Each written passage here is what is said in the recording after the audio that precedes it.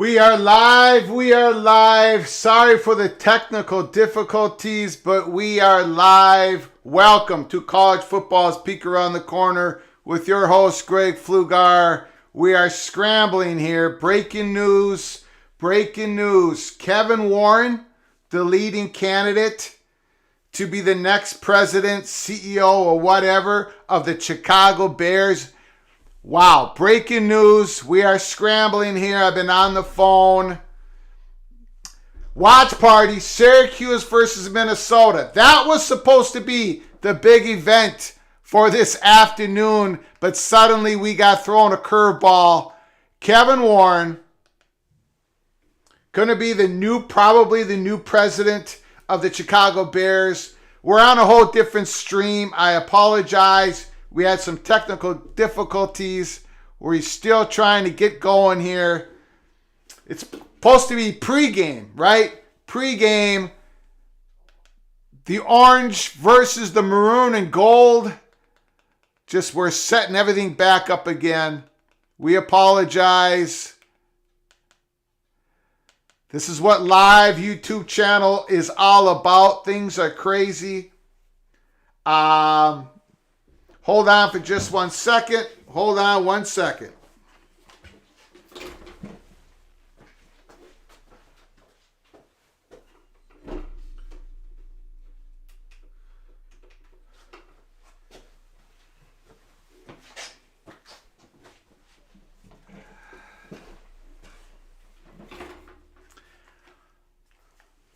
All I can say is holy smokes. Holy smokes. Every time we try, every live show is an adventure here at Peek Around the Corner. Breaking news right before we're coming on. And we've been scrambling ever since. Kevin Warren, Pete Thamel, you know Pete Thamel, the great reporter from ESPN, puts out a breaking news that Kevin Warren looks like he's going to be the president. The leading candidate, right? Chicago Bears. I don't know. What's the title? President, something another. Welcome in the house, Ryan Matson. Again, I apologize. We had to cancel the previous stream and get back up going again. So, Kevin Warren looks to be getting out as commissioner of the Big Ten. This is not... the previous Big Ten president was, he had the position, Jim Delaney, the great Jim Delaney. He had the position for some 25 years, maybe longer. And Kevin Warren's looks like he's getting out after a couple years. I've been asked a lot of questions. This is one of the reasons why I couldn't get going as planned. And again, I apologize. Here's the thing. I've been asked a lot of questions just in this last 10 minutes. I placed a phone call. People are still getting back to me. I still have to, hold on a second. Just give me a second, everybody. Yes, we are scrambling here at Peek Around the Corner. Holy smokes. Just give me a second here.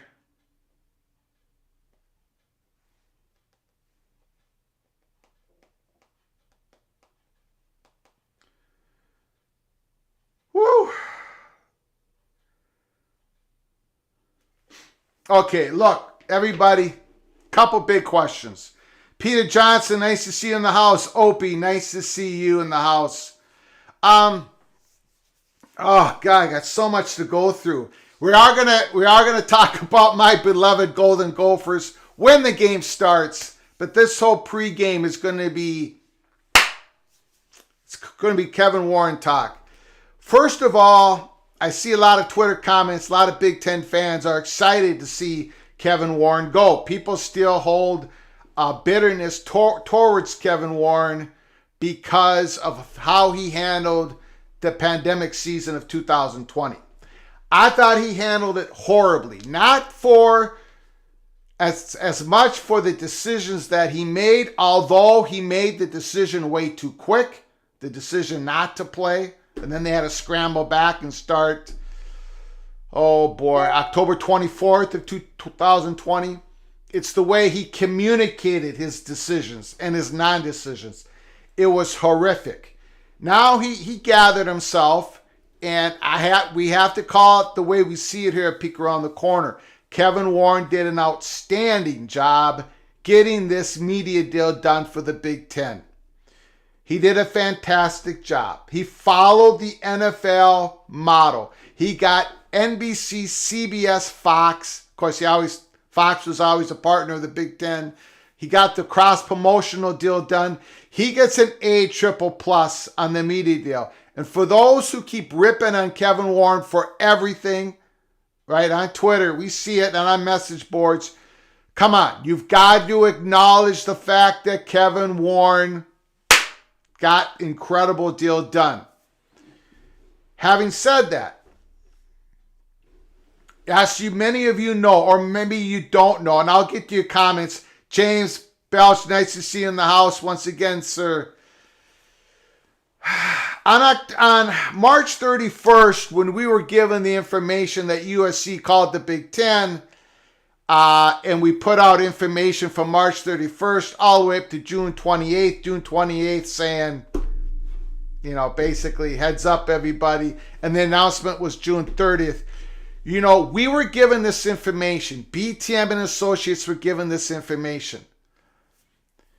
Because there were people in the Big Ten, the boosters, the big money, because this information was leaked out of Los Angeles to us originally, that USC called the Big Ten to get this going, to get themselves in the Big Ten. The motivation behind all that, and you can read the article at the Los Angeles Times, it's in my pinned tweet on Flag Umpire.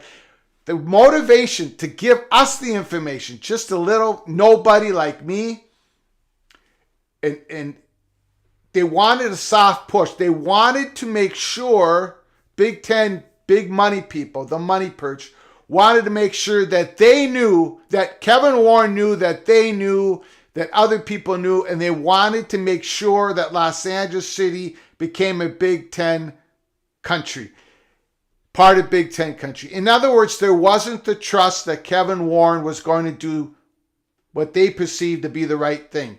Unbeknownst to them, Kevin Warren wanted this to be done. We found out later, Kevin Warren, we talked about in 2021 that Kevin Warren was an expansionist. We put that out on Twitter. But when this stuff happened with USC, there were nervous people because the way Kevin Warren handled that whole situation with the pandemic. His communication, his lack of communication, his decision making. Pulled the trigger way too early on the season. Way too early. And it cost universities money. It cost the cities and towns that get supported by Big Ten football. It cost them money, and they've been scrambling ever since. But Kevin Warren wanted the expansion, and when he took USC and UCLA, as we have been telling everybody at Peek Around the Corner, from Peek Around the Corner to all of you, that it was never his plan to stop at 16. It was never his plan to have USC and UCLA home on an island.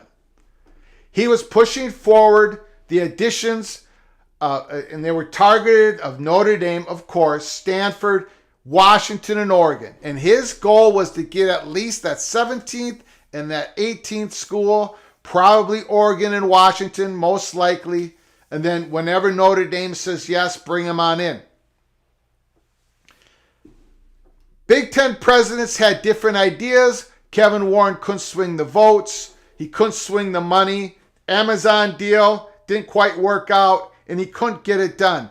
But Kevin Warren's goal was to have Big Ten modeled as an NFL model in structure and composition, to have that Pacific West Coast filled out. Now, so there was some differences between the commissioner and the Big Ten presidents.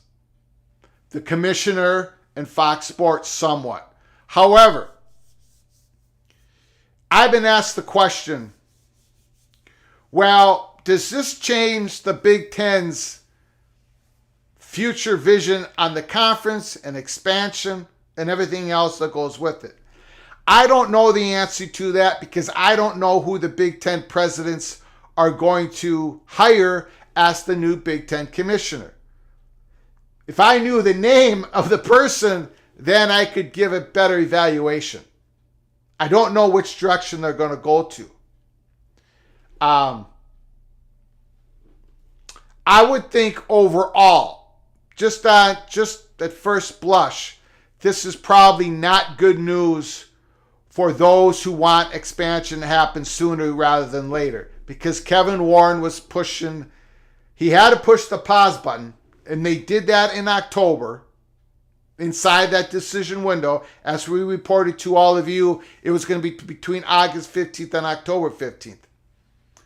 So they pushed the pause button.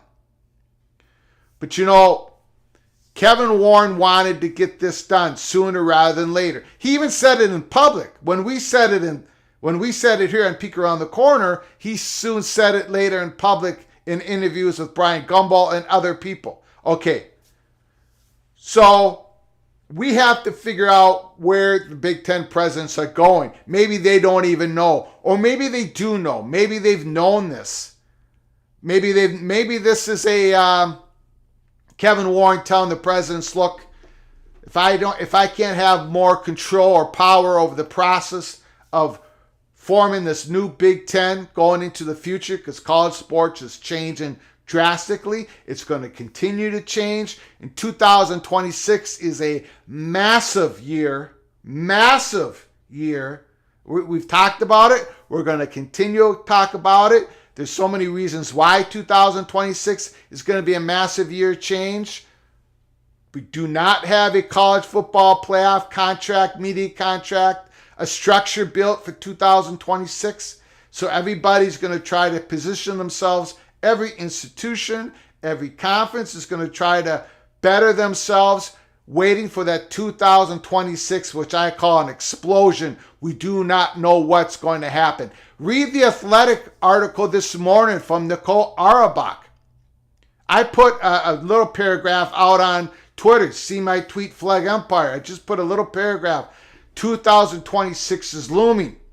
And maybe Kevin Warren just felt, well, Big Ten presidents do not have the same vision as I do going forward. What are the names of who could be the next Big Ten presidents? Next Big Ten commissioner, I should say. The new Big Ten commissioner. Gene Smith of Ohio State? Could be. I want to throw out a name of Mark Silverman. He used to be the president of the Big Ten Network. When the Big Ten Network was formed, he was Jim Delaney's right-hand man. Then he became Fox Sports president. Then he became Fox Sports president and COO. Would he be interested in becoming the new Big Ten commissioner? We shall see. That's one name I think everyone should keep their eyes on. Again, if you just joined us here, Peek Around the Corner, we're actually doing a watch party. Minnesota Golden Gophers versus the Syracuse Orange. Big game for our Gophers, trying to get the 9th win of the season. Mohamed Ibrahim, the legendary running back, he's closing out his career with the Gophers. He's 57 yards short of becoming the all-time leading rusher of Minnesota. 57 yards. I think when he gets that 58-yard, he'll be sat down on the bench getting ready for the spring draft in the NFL. But we have this big breaking news, so we're going to have to cover everything here. Watch party, Gopher, Syracuse, and the Kevin Warren. Before I get to your comments, please smash the like button if you like our content. Please subscribe to our ever-growing channel. Subscribe. You'll be notified of our next live show. You'll be notified of our episodes coming up. And share the video with your family and friends. If you want to make sure you get your comment read and do a deep dive on, just hit that $ in the chat. Put out a little donation. We'll get to your comment as soon as possible. Thank you all for coming. Let's get to your comments. Again, this was going to be Syracuse and Minnesota watch party, and it's going to be, but even though your host isn't the sharpest knife in the drawer, I understand this is huge news. Kevin Warren, leading candidate to become the new leader of the Chicago Bears, and we got to cover it here right now at Peek Around the Corner. Ryan Matson says, I hope he stays in the Big Ten. Peter Johnson, CEO Warren. Peter Johnson, big loss for the Big Ten, in my opinion. Opie, holy crap, what does it do for expansion now? James, is this because Warren wanted expansion and the schools said no? James, is the Bears CEO a better job than the Big Ten commish? Great question, James. Great questions. Nice to see you in the house. It all depends on what you're looking for. If you're looking for more of your own control, your own power over the process, probably the Bears CEO, to be honest with you. The Big Ten commissioner, you have to work in concert with the Big Ten presidents. The Big Ten presidents are your boss, right? Chicago Bears CEO, you have one boss. You have the owner. Kevin Warren came from an NFL background when he became Big Ten commissioner. Maybe he feels more comfortable in that. Bears have a huge project coming up with their new stadium. Kevin Warren was part of the huge project of the Vikings stadium. So maybe this is something that really gets his interest and he wants to do. Eisman 57. Holy cow. Woo! Big Ten should go after Brett Yormark. Well, I tell you, the Big Ten commissioner job is no joke. It will have a lot. And when it comes to the landscape of college sports, right behind Greg Sankey in the SEC, it's the most powerful job there is. Even though you have 14, now up to 16 bosses, your Big Ten presidents, it's the most powerful job there is in shaping the landscape of college football. Brett Yormark, I don't think so. I think these guys can't, these commissioners, they usually last longer than Kevin Warren just did, right? Now, it's not official yet. But when Pete Thamel of ESPN comes out and says he's the leading candidate to be, that gives a lot of credence to what is about to happen. Let's be honest, right? Let's be honest. Jared Jones, huge loss for the Big Ten. He's the number one guy who saw what was needed to keep up with the SEC, ESPN, and surpass them financially. This really stinks. Yeah, look, Kevin Warren is a polarizing guy. And most of these guys are when they come up into that high position of leadership. Some people love Kevin Warren. I happen to think he did a great job on the media contract. He did some things at a very elite high level. Some things he did at a very poor level. Scott Geyer, nice to see you in the house. I have heard that when expansion of the LA schools didn't really like Kevin Warren. I haven't heard that at all. I don't think that's true. I mean, Kevin Warren he was all for UCLA and USC. All for it. And he was all for adding more schools than just USC and UCLA. So, don't know about that. I'm not sure why USC and UCLA are both coming in with they're fully invested Big Ten schools. They both own, on August 2nd, 2024, UCLA and USC will both own their own slice of the Big Ten network. Kevin Warren agreed to that. Don't know why the LA schools would not like Kevin Warren. Scott Geyer, would the Big Ten consider Gene Smith? If Gene Smith wants the job, he's going to be considered. James, he is 67. Could be. Does Gene want it? Don't know if he wants it. Jared says Smith's age would be a problem, in my humble opinion. Scott Geyer, maybe not, but remember, Gene Smith does have Notre Dame ties. Absolutely. Something to think about. Tough Tony, Minnesota Golden Gopher fan, would be a great hire for the Bears. He was CFO for the Vikings when they got their new stadiums. The Bears want a new stadium, and he's the man to get them one. Yes, we just talked about that. You can see why Kevin Warren would have interest in the position. You can see why Chicago Bears would have interest in Kevin Warren, because that is a huge undertaking. Kevin Warren succeeded at Minnesota to get that beautiful stadium, US Bank Stadium, up and running, to get support behind it, and that's what his job would be for the next few years as Chicago's whatever he is, president, CEO, whatever. Monavision, Mr. Buckeye's in the house. Thanks for coming on in. I agree. This seems like Kevin putting his cards on the table. I don't think this is like a negotiation ploy or a threat, or I think this is Kevin Warren being interested in that Chicago job, the Chicago Bears job. And that's, as much praise as I give Kevin Warren for getting the NFL deal, the Big Ten media rights deal done, and the way it was done, as much praise as I give Kevin Warren for that, and I always will, there's the other side of it. Let's be honest. He really blew that whole communication in around the pandemic season, and it cost him credibility.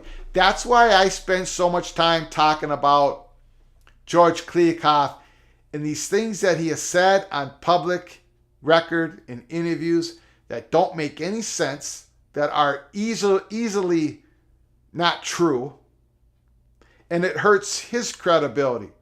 And once your credibility gets hurt and damaged early on in your commissionership, it hurts you down the road to get things done. I think George Kliavkoff is going down that same road as Kevin Warren did during the pandemic season. Tony, how about Jack Swarbrick? But you have to bring your own school with you. I wasn't ready for that one.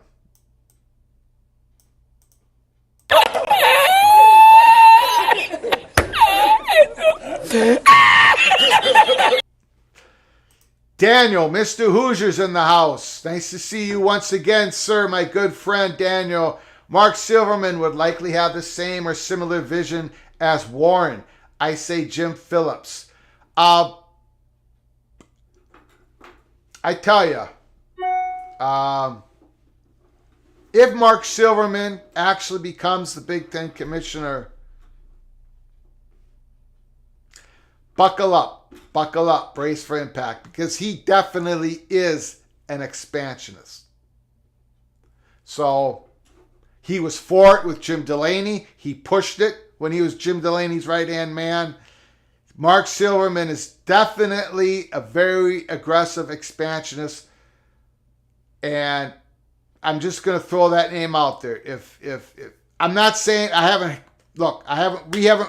this just happened. We haven't received any intel. I'm just throwing that name out there to keep an eye on. Mark Silverman, possible candidate for Big Ten commissionership. Monavision, to be fair, Kevin Warren hasn't officially stepped down yet. Absolutely. Correct. I'm just giving this story more credence that it very well could happen. Kevin Warren becoming the new president of Chicago Bears because of who reported it, Pete Thamel. So I'm giving it a lot of credence. But you're correct. Kevin Warren today is still the Big Ten commissioner. Obi, wow, so how much does this affect the SEC ESPN power? More? Are they more control now? No, I don't think so. I just think that Big Ten's going to have to make another hire, and we'll see who that person is. It's hard to go looking into the future without knowing who the next president is. what kind of background that person is. Where did he or she come from? What region of the country? What background? Is it academic? Is it sports? Or is it TV? Is it big media? Is that their background? So we're going to have to wait and see.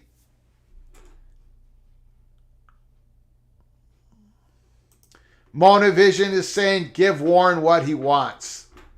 A lot of Buckeye fans don't like Kevin Warren. Mona Vision, this Buckeye fan, does like Kevin Warren.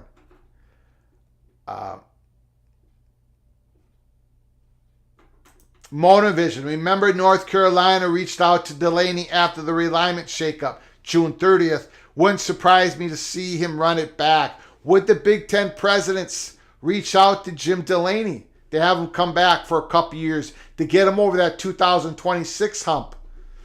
Because that 2026, that is a big, and it's not really 2026. It's the 2 years leading up to 2026. We're getting into that time frame where we're not going to talk about it here at this watch party, Syracuse and Minnesota. But we are going to talk about it. We've been talking about it on our previous live shows. That December 26th live show when we thought we were going to be able to give you a breaking story on Florida State and the money perch on their perception of what's going to be going down, what's going to be happening. We had to pull back. We decided to stand down. Eventually, we're going to go back to that December 26th conversation that we were going to have with you all, but we're got to wait on it. But all of this is leading up to that 2026 new college football playoff structure, the distribution of the incredible money that's going to be flowing in, and who is even in the room to vote on those decisions. The Syracuse Orangemen just kicked off to my beloved Golden Gophers. We run it back to the 20-yard line. No special teams fumble. Okay, Gophers, Syracuse. I know a lot of you people are in here to talk about Kevin Warren. Of course, we're going to continue to talk about it. But I'm going to talk about my beloved Gophers are playing the Pinstripe Bowl. This is watch party. Gophers versus the Orange. I'll get to your comments. I'll keep getting to your comments. Guy, what about the UCLA AD athletic director? Jarman, possibly. Athletic directors are going to be in the mix. I don't know which ones, but they're always part of the candidate pool. Anthony Clackamanus, the Greek rifle, back. First down pass. Bam. Brevin Ford. Gain of 8 yards. Gophers, Orangemen. Geez, I almost knocked over my my highly technical graphics. Our scoreboard, Gophers and Orange. Mona Vision, I bet the opposite of Greg on the last 3 predictions. You're a smart man, Mona Vision. There it goes, Big Mo. Almost a first down. I'm probably a play behind you all. That's just how it works. My encoder, OBS system, I'm always way behind. So just give me your reaction in the game on the chat. I sometimes try to ignore it so I can see my real-time reaction when I'm watching the game. But put down your real-time reactions. Orangemen versus the Gophers. Kevin Warren looks like he's leaving the Big Ten. Some people are very happy. Some people are not very happy. Good. Mo runs him over. Wow. Second down and 3-4. Mo Ibrahim needs to get 57 yards to pass Darrell Thompson as the all-time leading rusher for the Minnesota Golden Gophers. And when he gets that record, PJ Fleck, you got to do the right thing. You got to sit him down. Get him ready for the NFL draft. Tony, the cooler was out for the Oregon game. I got the Oregon game wrong. But I'm not going to get the Gopher game wrong. I got the Gophers minus 11. In my yesterday's predictions, Mo Ibrahim with another first down for the Gophers. The Gophers should be able to push around the Orangemen.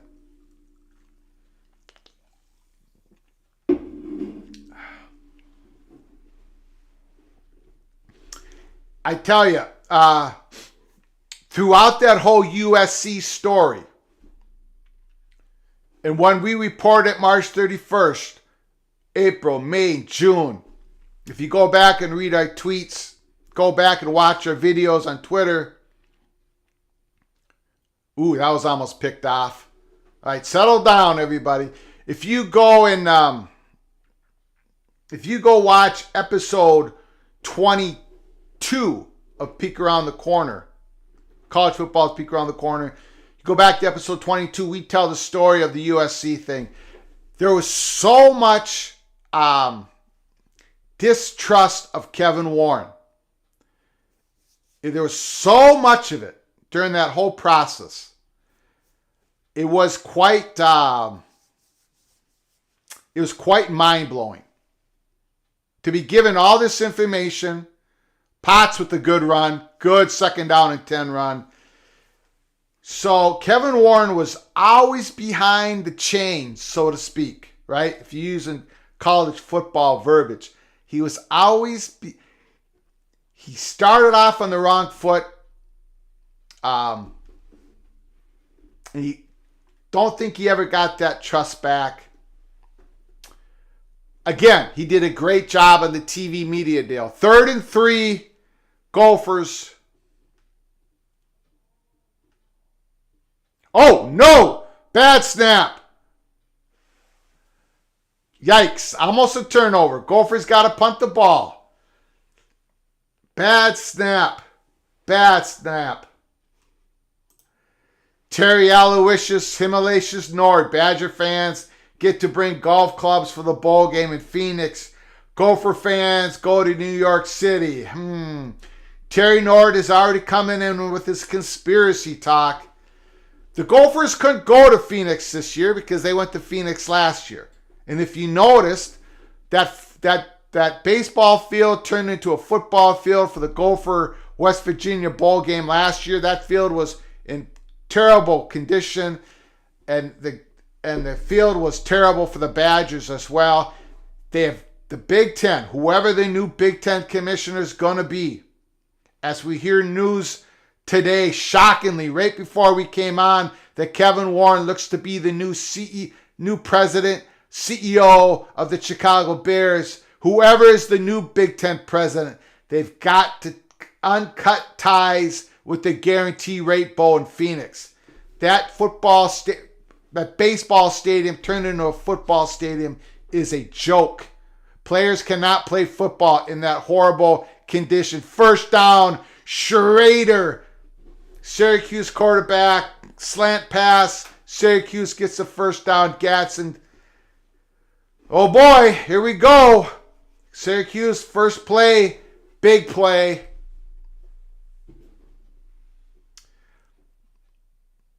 First down and 10. Orangemen at their 40-yard line.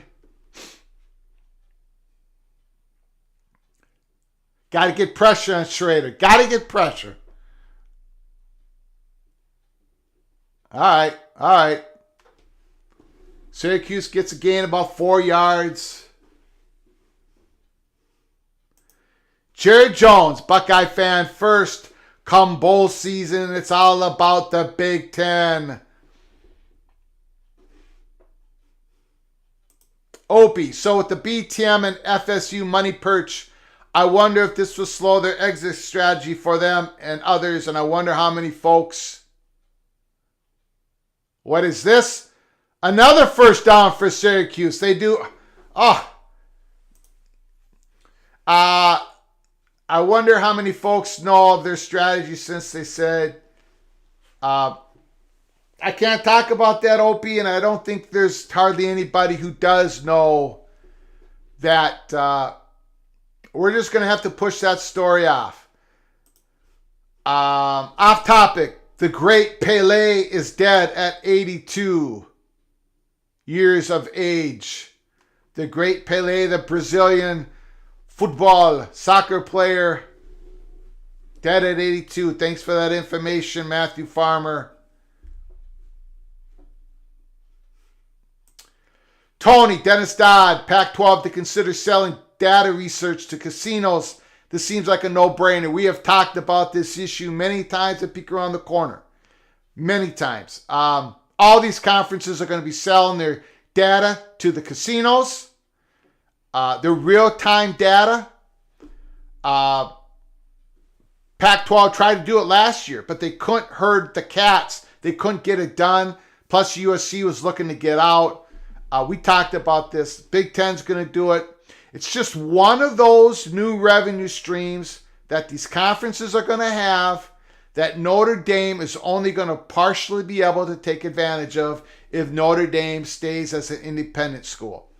Just another log on the burning fire of the difficulties of Notre Dame staying with their football independence. Illegal procedure on the Orangemen, third down. What is it, about 3rd and 8, 3rd and 10? Big stop here, Gophers. We need a big stop. Let's go. Yeah, so, and you know that the SEC and the Big Ten, when they sell their data to these consortium, these big-time sports books, they're going to get a big package. Big, lots of money on that. Oh, we got to stop that. Got to stop that. There we go. But 4th and 5, Orangemen going for it. Is the Orange going for it? 4th and 5. Yeah. So what it is that these more and more of the money that comes into these sports books is real-time betting during the game is going on. So they want the most accurate, quickest information as the game goes on. They want accurate injury reports. Even when a guy gets injured, they want some information from the school, from the conference on how badly injured this guy is. Does it look like he's coming back in the game? All that stuff sportsbooks wants. They're willing to give these conferences a whole lot of money for that real-time data. And in turn, these sportsbooks are going to be able to say to their gamblers, we've got real-time information from the Big Ten Conference. So no corruption here. Just come on in, make your plays at our sportsbook. Yeah. Okay, so Gophers, Syracuse. Gophers got the ball again. We avoided. We almost gave the ball away. Bad snap. Athan Clackamanus almost lost the ball. When do we see Tanner Morgan in this game? He has been cleared. The 6-year senior quarterback has been cleared for the Gophers. Does he get back? Does he get to play some snaps this game? I think he does. I just hope that PJ Fleck takes out Ibrahim after he gets this 57 yards. Get him out of the game. He has done so much for this program. An incredible person, an incredible football player. He needs to be put on the bench once he gets his record, because he deserves. This is a guy, Mohamed Ibrahim, who ruptured his Achilles tendon last year. He won the comeback play of the year this year. A monster season. He gets to have his opportunity to go into those combines. You know, he's going to be a late round draft pick because he doesn't have that speed, doesn't have the measurables, but he's going to make a living in the NFL. He's going to make a team. He's going to make a roster. He's going to get a spot somewhere. He's just too good of a player not to get an NFL career. Now, I have a question. Big Ten, Minnesota Golden Gophers have a big-time freshman running back that wants to play this game, Zach Evans. We saw him a little bit in one game, and he was explosive. He's going to be our running back, RB1 next year for the Gophers. Is he going to play this game once Mohamed Ibrahim gets his record? I think so. So watch for Zach Evans for the Minnesota Golden Gophers. Tough Tony. Big Ten asked Kevin Warren to find a new job after financial reports showed Huge spending on goons employed in the North Metro.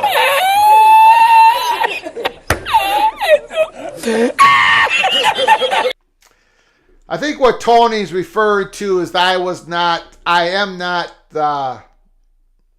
well liked by the Big Ten offices because I kept breaking this USC story when they were trying to keep it down. And I was followed on Twitter continuously. You know the whole story on that by Big Ten's officials. So, but I don't think they sent any goons out to the North Metro area in Minnesota. I think I'm okay. There goes Mo! Big Mo, 10 more yards. 10 more yards. He's 10 more yards closer to breaking the all-time Gophers rushing record. Once he does, sit him down, PJ. Sit him down. So I'm going to be very angry inside the Gopher by the Grace of God studios. Sit Mo down. Now, if this was a big time, if the Gophers were in the playoffs, big time bowl game, okay. If Mo wants to play, okay. But come on. This is the Pinstripe Bowl. Gophers were 8-4. Once Mohamed gets this record, you get him out of the game and you give him a standing ovation.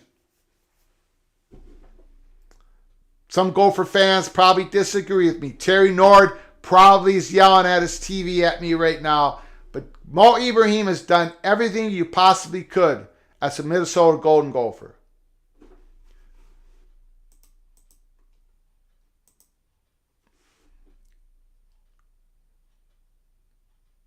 Second and 4 does nothing. So we got a 3rd and 4. Tony, did the Gophers get the freshman running back out of Texas? Yes, they did. The 2 running backs for next year is going to be redshirt freshman Zach Evans and then true freshman Darius Taylor out of the state of Michigan. Darius Taylor is going to get some playing time for the Gophers as a true freshman next year. He is that good. He is that dynamic. So buckle up, Gopher fans. Evans and Taylor next season. Athen gets sacked. Gophers are going to have to punt again. Athen looking downfield and he gets sacked. Woo! Gophers have got to punt. Gophers on a slow start. Oh my. 76 was supposed to pick him up and he did not. Our right guard, the transfer from Michigan, missed his assignment.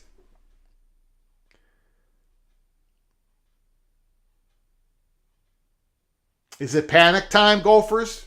Is it panic time? Good. Wally with the great tackle on the punt game. Is Potts gone after this game? I don't know. I really don't know.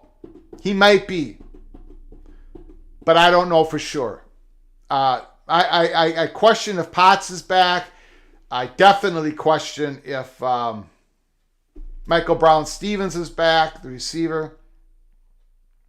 But I don't know about Potts. But the Gophers know what they have in Zach Evans and Darius Taylor. Tony, Gopher fans, Darius Taylor. Remember the name. Darius Taylor. What he did in the senior season at Michigan, everybody went after him in recruiting here in the last month before signing day. Michigan Wolverines, they offered him. They went after him. Notre Dame Fighting Irish, they went after him. He was a target for big-time schools. Now, he was big-time schools' targets for their second back in their class, right? Or if they lost, like Notre Dame lost one of the big-time running backs in the class, so they went after Darius Taylor. Michigan was looking at Darius Taylor as their second or third back in the class. He stuck with us at Minnesota. He signed on December 21st. Darius Taylor, big-time name. You got to remember him. Freshman running back. He's going to get playing time as a true freshman. And, of course, Bucky Irving. was unbelievable last night for the Oregon Ducks. He was a Gopher last year, true freshman. Got a lot of playing time, had a great season. He went in the transfer portal, collected that NIL money, and became a Duck. He started the season kind of slow, but he ended it with a bang. Bucky, love watching him play. Terry Nord, can Fleck get out of the first quarter without wasting a timeout? We shall see. He didn't waste a timeout yet, right? He did not waste a timeout yet.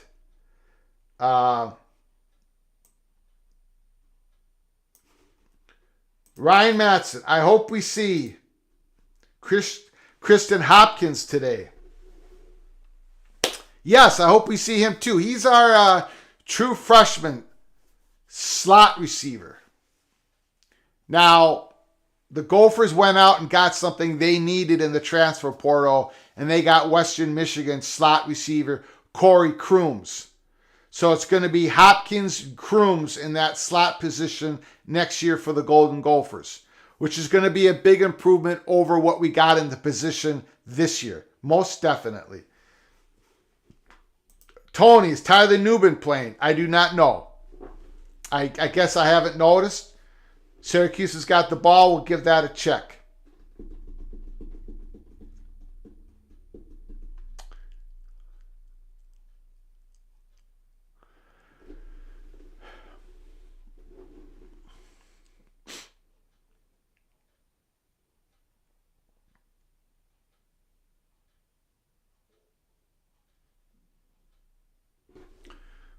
First down and 10. Orange at the 32. Ooh! Incomplete. Schrader throws it into the guy's foot.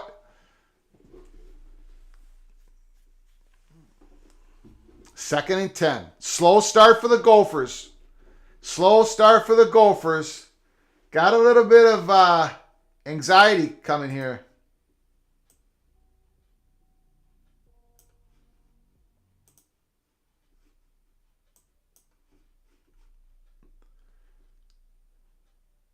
Oh!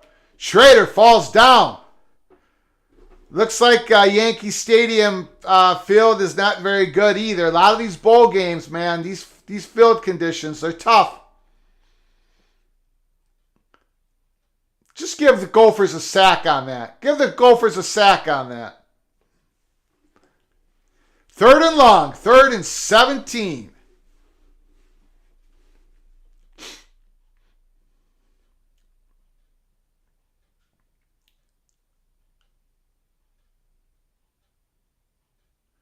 Rolling out. All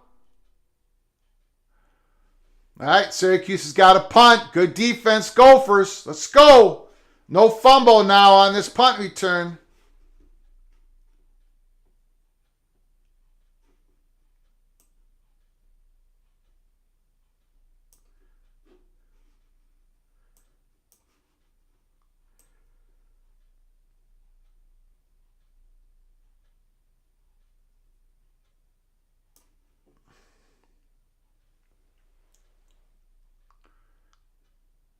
All right, no mistake. There we go.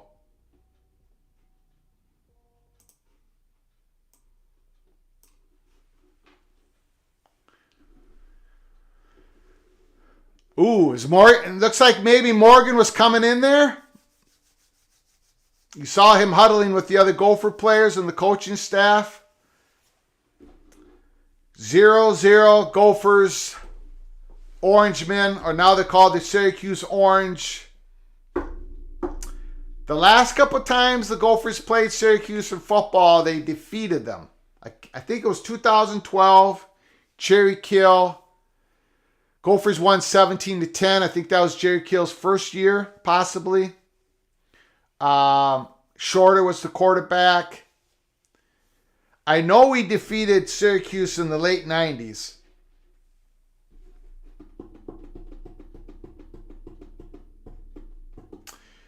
Big news today, right before we came on, Kevin Warren.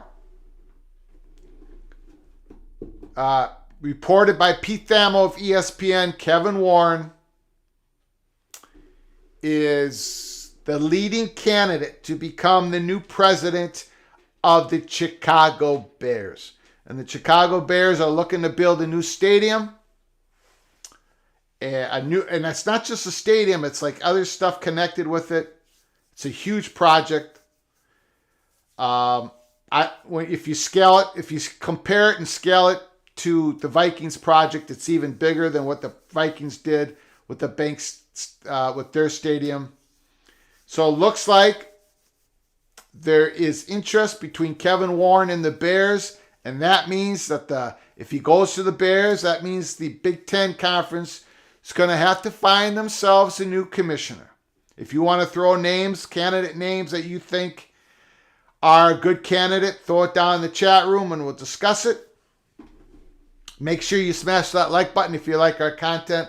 It helps with the algorithm so much here at Peek Around the Corner with YouTube. So smash that like button.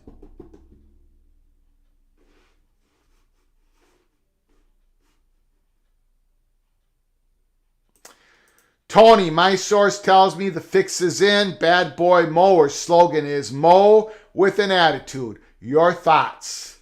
You know what? I don't have any thoughts. And for some reason,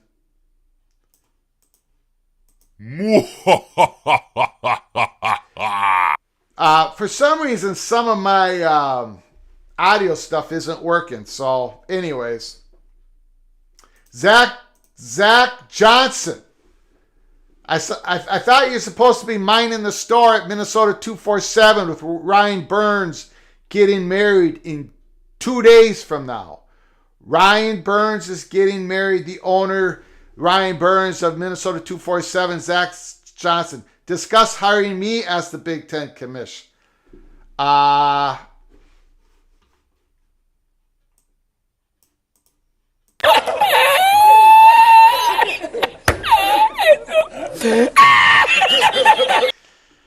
Zach Johnson comes back with a comment.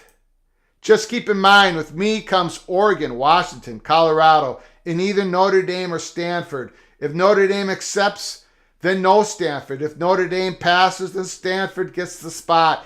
Zach Johnson has the plan of action if he becomes a Big Ten commissioner.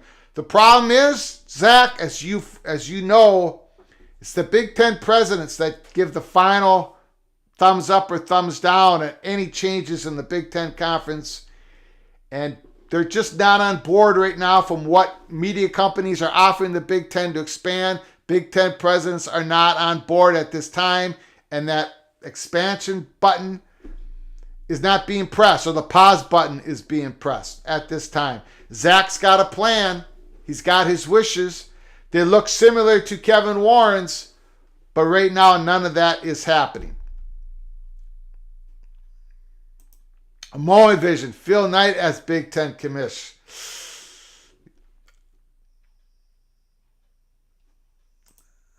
I would have covered for Bernsey, but the Big Ten commish opens, takes precedence. Wow, I'm going to tell Ryan Burns you said that.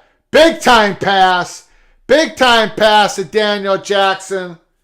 Athen Clackamanus, the Greek rifle. First down, Gophers. There's the future. Right there, baby. There's the future. That throw was so easy for the Greek rifle to make. So easy. Beautiful. Now let's get going, Gophers. Let's get going.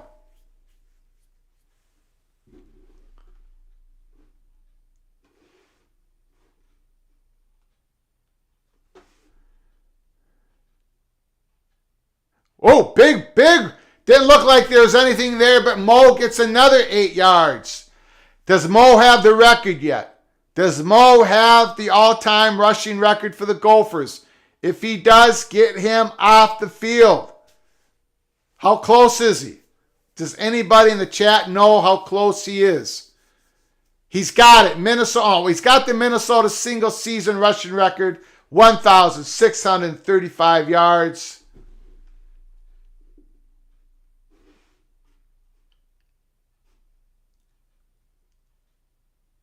Oh boy. Athen decides to keep it.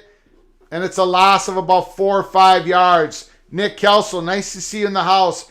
Odds the Big Ten Commissioner Kevin Warren lands the better job.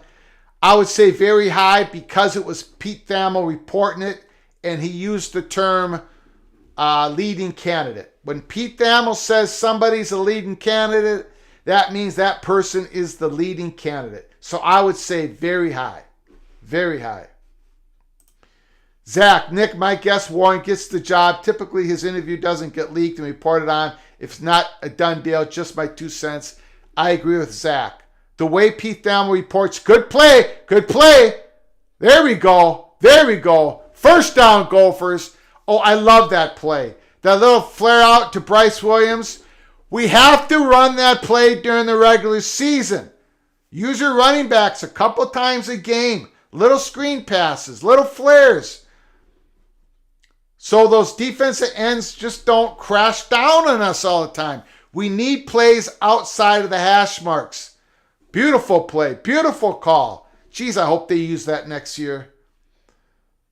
I hope they use that play next year. They won't, though. They'll break my heart again. Guarantee it. Potts. Nope. Dalen Wright. Dalen Wright, first down. Let me ask a question to Zach Johnson and Tony and other Gophers in the house. Dalen Wright, is he on the Gophers next year? Yes or no? Give me a yes or give me a no in the chat. Dalen Wright, is he back on the Gophers next year?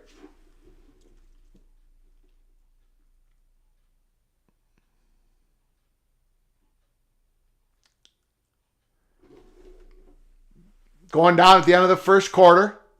It's going to be the last play. No, they're going to run it out. Did they get the playoff? Looks like they got the playoff. Potts gets a couple yards. 2nd and 8 as we head to the second quarter. Gets back to your comments here at Peek Around the Corner. Thanks for coming on in. Please smash that like button. Subscribe to our channel if you haven't done so. And share the video with your family and friends. Let's just get to your comments real quick. Peter Johnson, Zach, if Utah isn't involved, you do not have my vote. Wow. Zach will not get Peter Johnson's vote to be the new Big Ten commissioner if Utah is not part of the expansion. Modern Vision, Mr. Buckeye says Ohio State demands Utah if there's any expansion. Lannis 31 disagrees with everybody. Utah isn't getting into the Big Ten. Zach Johnson, 4 pods of 5, semifinal weekend, championship weekend, pods rotate every 2 years. Zach, I firmly believe that was Kevin Warren's vision. I don't know about the pods rotating every 2 years. I don't think that was part of it, but 4 pods of 5, semifinal weekend is something the Big Ten has talked about and talked about and talked about. As they try to game this out, the total composition of the Big Ten, years down the line, 20 schools having pods and having that semifinal weekend as their 10th conference game. And if you're not in the semifinal, if you're not a winner of the pod, you play a team that matches your record, your placement in your pod for that semifinal weekend. That'll be your 10th conference game. That was the vision. That was the vision going forward. Now, Kevin Warren looks to leave to Chicago. I think we all have to take a step back, see who they hire, see who the background of the new Big Ten commission is, see what region of the country, see what background, academics, sports, media background. We shall see. Again, we never seem to go a week without something dramatic happening in college football.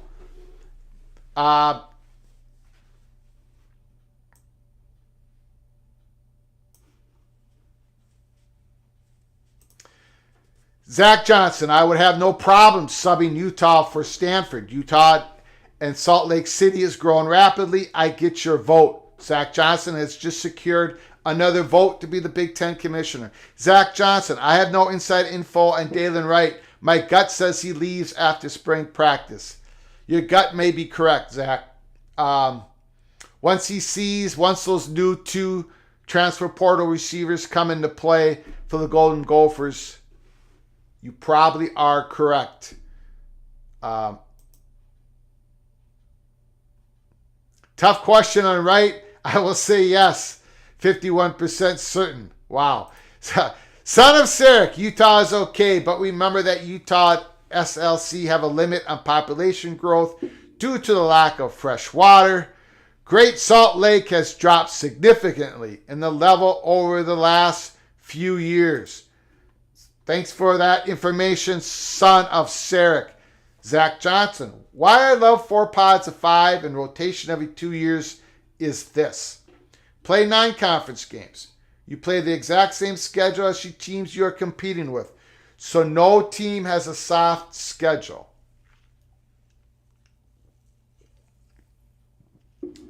Interesting.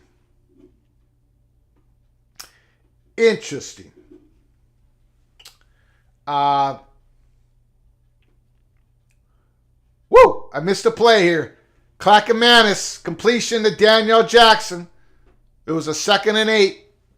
Gophers got the ball at the 7-yard line. We're looking at a 3rd and 2. 3rd and 2. Buckshot Kid, except for Notre Dame, the Big Ten's only looking at AAU schools. I have to disagree with Buckshot Kid. Big Ten will look at schools that are not AAU. AAU is a private organization that does not have veto power over the invitation list, potential invitation of the Big Ten. Mo gets a first down.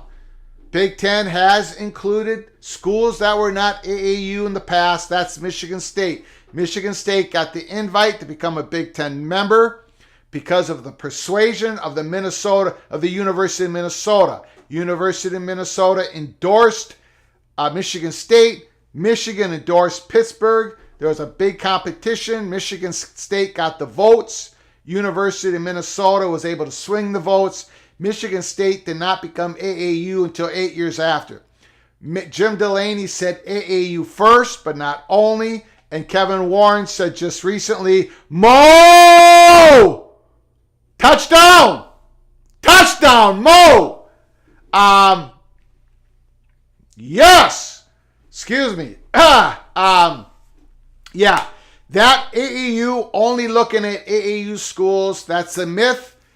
That's one of those myths that peek around the corner. It's going to do all we can to kill that myth because it's not true.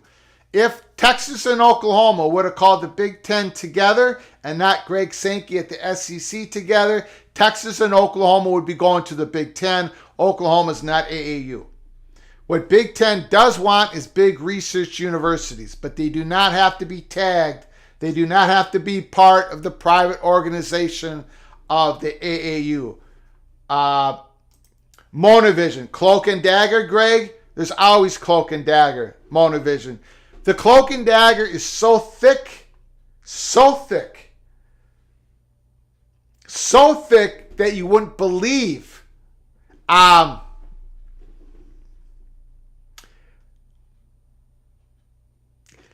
Yeah, some of you, that's right. God, I'm so bad at this. And I don't even have my, hold on everybody, hold on. I gotta, this is, high-tech graphics. Nobody else has this in the YouTube world. This is very elite. However, I forgot my rag to, hold on.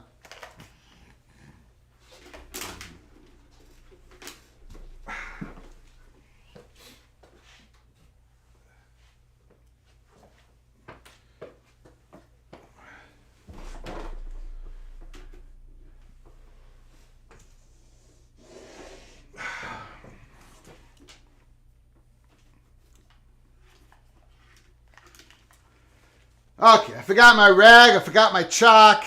It takes a hot guy to tell a Gopher to put points on the board for the Gophers. This world has truly come to an end. When a hot guy, Eisman 57, has to instruct a Gopher to get 7 on the boards for the Gophers. Man, am I terrible or what? I'm very terrible at my job. Okay, Gary, Big Ten needs to get... Thanks, Eisman57. Appreciate it. Gary, Big Ten needs to get the next few years right. I also like Utah as a nice ad over Oregon and Washington. Douglas Hall, Greg, Happy New Year from Western Pennsylvania, home of the great Sandy Stevens, the great quarterback of the Golden Gophers, Sandy Stevens. Terry Nord, Happy New Year to you as well, Mr. Douglas Hall. Thanks for coming into the house and peek around the corner. Terry Nord, get Rutgers and Maryland out of the Big Ten. That's not going to happen, Terry. So sorry about that. But Rutgers and Maryland are going nowhere. Tough Tony. If Jim Phillips were to get the job, the AAC would be screaming conspiracy for the next 20 years. That might be fun to watch. Yeah, that would be... Jim Phillips isn't going to get the job. But I can see how that would be fun. Terry Nord, scoreboard update. Yes, I was slow on the trigger once again. Next year, I'm going to be on fire. I'm going to be so quick. By the way, for those who are interested, Saturday, December 31st, we're going to be doing 2 watch parties, both semifinal games. It's going to be a marathon event. So if you have any time on Saturday watching the big games, the playoff games, the Buckeyes versus the Bulldogs, the Horned Frogs versus the Wolverines, tune into the YouTube channel, peek around the corner, put down your comments and real-time reactions to those 2 big playoff games.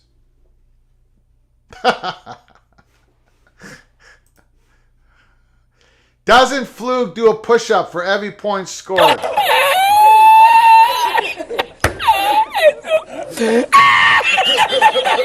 There's 2 problems with that, Zach. One is I couldn't do a push-up. And if I attempted to do a push-up and remained on the ground, there is no one here to pick me back up. So no, that is not going to happen. Another bad throw by Schrader. Man, he's not throwing the ball good at all today. Not good at all. And without Sean Tucker, their great running back, where's Syracuse going to get that offense against the number 5 ranked total defense in all of FBS conference football, the Golden Gophers? Terry Nord, hey Zach, I will donate $1. Oh boy, big run by the Orangemen. Big run, first down. Hey Zach, I will donate $1 per push-up. You can donate $1 all you want, Terry. But the Flugarian Empire, the godfather of the smacks, peek around the corner host is not doing a push-up. Unless you put a donut on the ground, maybe I'll do it. Son of Syrac. Little bubble screen. Syracuse gets some yards. They got a good 8 yards on that first down. They're at the Gophers' 46-yard line. Syracuse is mounting a drive. Son of Syrac, speaking of Iowa, Kirk Ferentz is 67. Who lasts longer, Ferentz at Iowa or Rule at Nebraska? I'm going to say Rule. I think Ferentz is in his last couple years. Flea flicker. Oh, goodness gracious. I think the Gophers would have had him, but our players are sliding all over the place. Man, all these players, this is the second bowl game in a row for the Gophers where their players cannot stand up. Against West Virginia, man, that was brutal. Gophers beat West Virginia 18-6 last year in the bowl game, and that turf was so bad. The Gophers didn't even try to score at the end of the game. They just... First down, Syracuse. Eisman 57. Big fan of my Iowa neighbor, Zach Johnson. He needs to win the PGA and the U.S. Open to complete the career Grand Slam. Don't think this is the same Zach Johnson. It could be. Terry Nord says he loves Greg's humor. Thank you, Terry. Strick. No, that was Soren. There it is. There he is. Big time play. That's a loss. That big number 17, you're going to be seeing him next year. He's going to get that starting spot. I see The Athletic is just reporting that Kevin Warren is one of the leading candidates. I just saw that.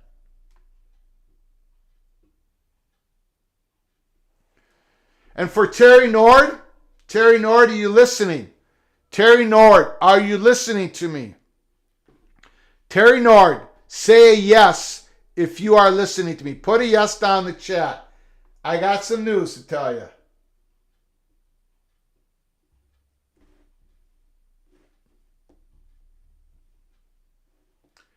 Terry Nord, yes. The DOD Defense Department is going to reinvestigate. That's good coverage. That's good coverage. No flag on that. 4th and 3. What does Syracuse do next? DOD is to reinvestigate the 1945 crash of a mysterious avocado-shaped UFO. You hear me, Terry? Huh? You non-believers out there. You non-believers. The Grays are here. Terry Nord, Zach Johnson, the last two plays, it has looked, what do we got? A 4th and 3. 4th and 3. Get up on that. Get up on it. Big tackle. Big tackle. There we go, baby. Woo! Woo! Who is that? Who is that? I don't even know who that is. Who's number 12? Is that the guy who came in for flip? Is that? I don't even know who that is. Oh, that's Green. That's Green. That's that heavy hitter, man. Oh boy, next year, look out. Look out for the Gopher secondary. We've had a great secondary the last 2 years. Next year, we're going to have another great secondary. Sorry about that, Big Ten. So sorry. We're going to have the only thing that is keeping the Gophers back from winning the Big Ten West we haven't won it, but is our special teams, a consistent passing offense, and of course, next year we have a brutal schedule. Brutal schedule. Terry Nord, oh no, here he goes again. I'm just saying it. Just saying it like it is. Just saying it like it is. Monovision sounds like avocado, cloak and dagger. You better believe it. You better believe it. I can't talk about that stuff on this YouTube channel. It's just got to be college football because YouTube will slap you down if you go out of your lane. So I got to keep it to a minimum.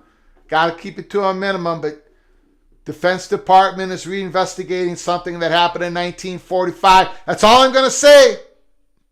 That's all I'm going to say as people leave the chat room. That's all I'm going to say. Skull Ducky, nice to see you back in the house. Skull Ducks, the Oregon Ducks defeat the North Carolina Tar Heels. Great game, great quarterbacks. Bo Nix, there was nobody in this country that was more wrong about Bo Nix going into the season than your host, Greg Pflugar. I did not see this coming. I did not see this great elevation of play over what he did at Auburn. But Oregon, got to give credit to Lanning, got to give credit to their offensive coordinator, Dillingham, who just became the new head coach of Arizona State. Got to give credit to Oregon Ducks. And next year, Oregon's going to have Bo Nix back. UCLA's going to have the number 3 quarterback in the high school class, Dante Moore, true freshman. Washington Huskies going to have Michael Penix coming back. USC's going to have the Heisman Trophy winner coming back, Caleb Williams. Pac-12 is stacked next year. Oh, and let's not forget the Utah Utes, the Pac-12 champions with Cameron Rising. I think he hasn't made that decision yet, right? Is he coming back? If he comes back, the defending champions are going to be in the thick. Oh, and let's not forget the Oregon State Beavers with DJ Uiagalelei transferring from Clemson. Wow, Pac-12 football in 2023 is going to be exciting. It's going to be awesome to watch. Terry Nord, the Tar Heels did cover. Yes, they did.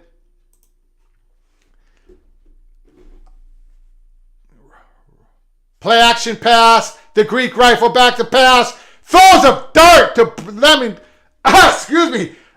Brockington. Watch for Brockington next year. Watch for Brockington. He's starting to emerge. Look how easy Clackamanis throws that ball. Just look at that. Choo-choo. Look at just the completely different. Completely different than the last 50 years of Gopher quarterbacks.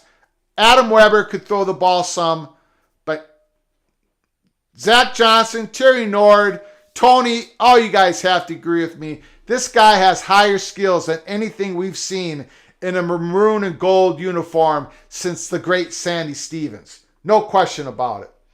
Peter Johnson says he will be back. Cameron Rising will be back. So, my goodness, Pac-12 quarterbacks next year. It's going to be fun to watch. Oh, then you have Colorado. I'm sorry, I forgot about Colorado. Deion Sanders, his son, is going to be starting quarterback of the Colorado Buffaloes next year.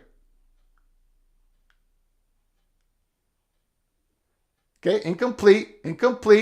All right, 3rd and 8. 3rd and 8. Now, this can be 2-down territory. Just got to get some yards on this play. We can go for it on 4th. It could be. How much time on the clock in the second quarter? 9:22. All right. Maybe not. We'll see what happens here. We'll make that decision when we have to. 3rd and 8.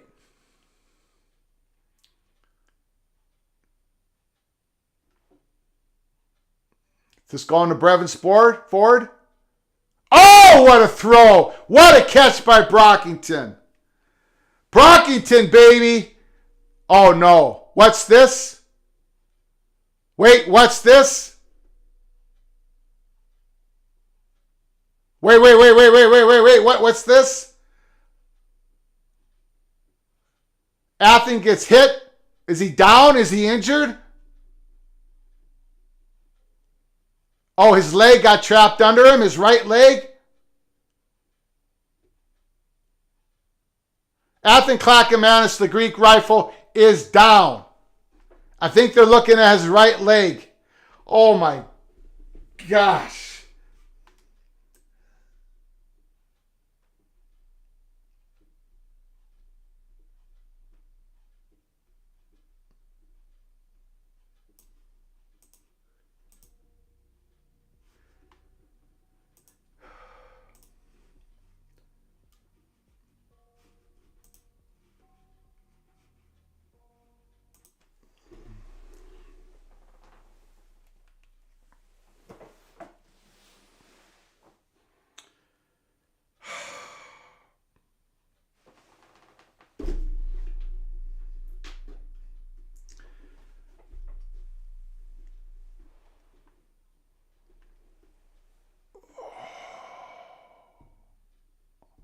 So the Gophers have waited 50 years for a quarterback with this skill level. He's getting to play. He's playing great. Over 300 yards against the Badgers on this terrible field, Syracuse. He's starting to wheel and deal, and he gets his right leg trapped under him, and he's down. I think he's injured. I don't think he's just hurt. I think he's injured. We'll see when they come back. This is devastating. This is absolutely devastating. Once again, we are not able to have good things happen for us in Golden Gopher country. It's just unbelievable. We can never...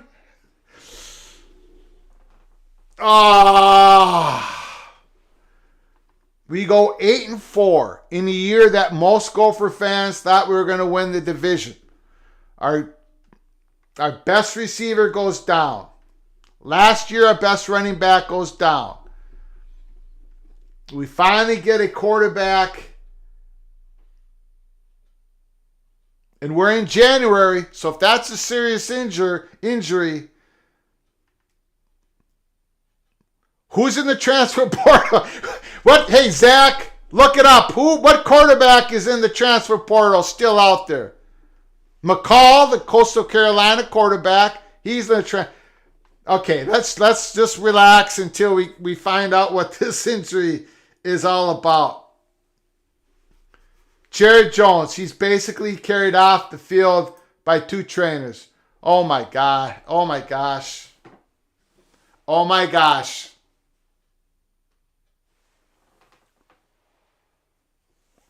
Oh my gosh.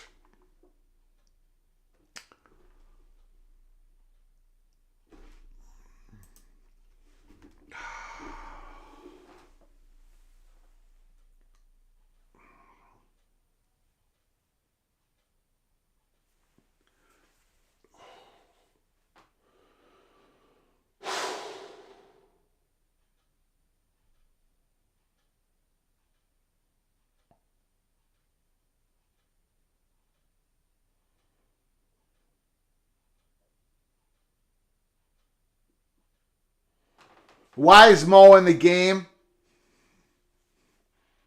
You got a field that's a baseball field that probably had something to do with our star quarterback.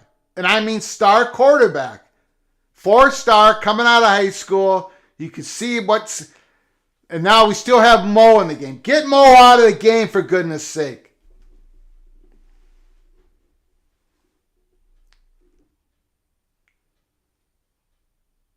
All right, Zach's got some good information here.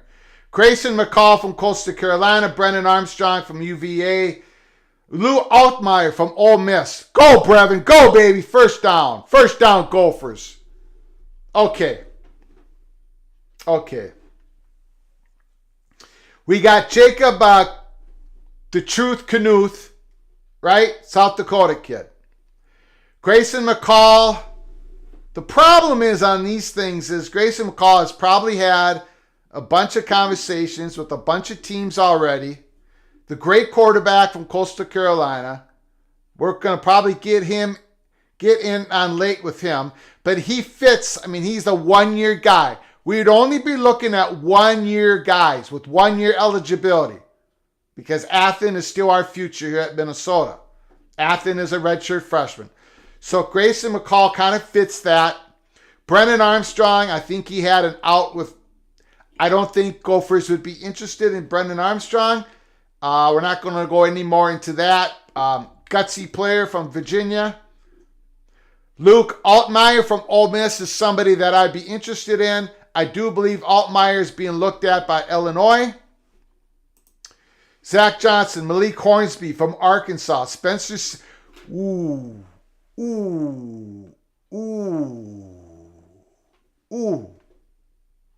Spencer Sanders from Oklahoma State.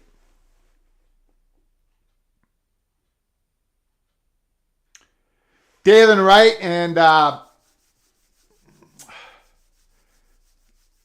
Tanner Morgan were not on the same wavelength.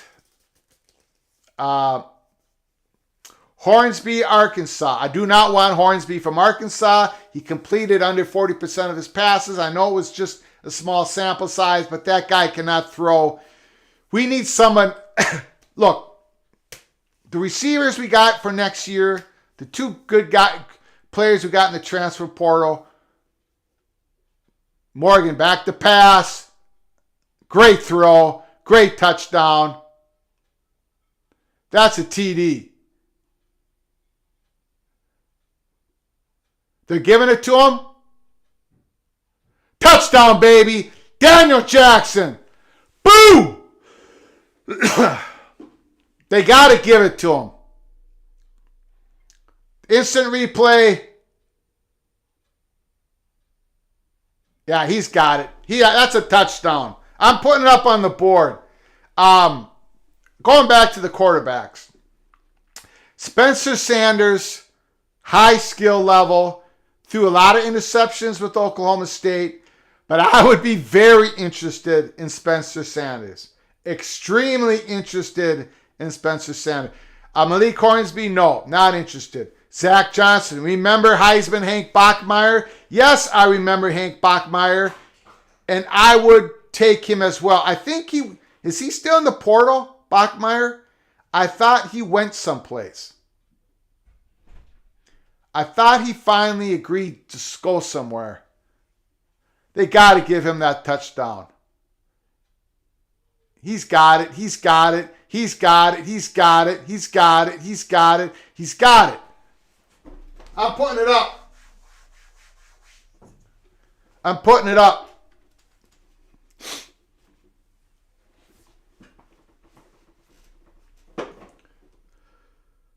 I mean, look, this sounds horrible, right? I'm talking about who do we get in the transfer portal for a quarterback when our guy goes down? I know, I sound horrible. We're December 29th, guys. We're December 29th. If that injury is what I think it is, Athen might not be ready to start the season next year. Let's be honest with you. Then you're going to a red shirt freshman, Jacob Knuth from South Dakota, who hasn't played a lick. Big guy from South Dakota. Big time football player from that state, high school player. But you know, you're going to go into the season with him as your starting quarterback. The play stands, touchdown. I mean, really. So I'm sorry, but we have to have this conversation. Heisman 57, 4-star Spencer Petras has 1 year of eligibility remaining. Just saying. You guys are killing me.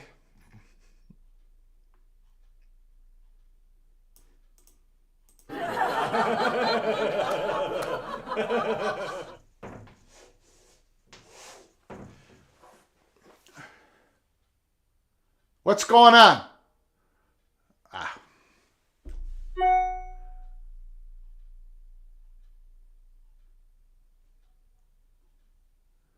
They're going to run some trick play for a 2-point play here? Is that what they're doing?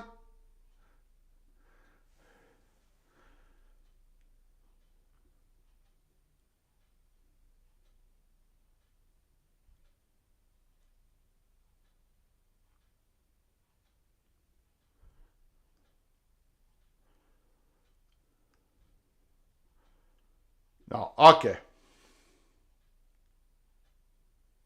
All right. So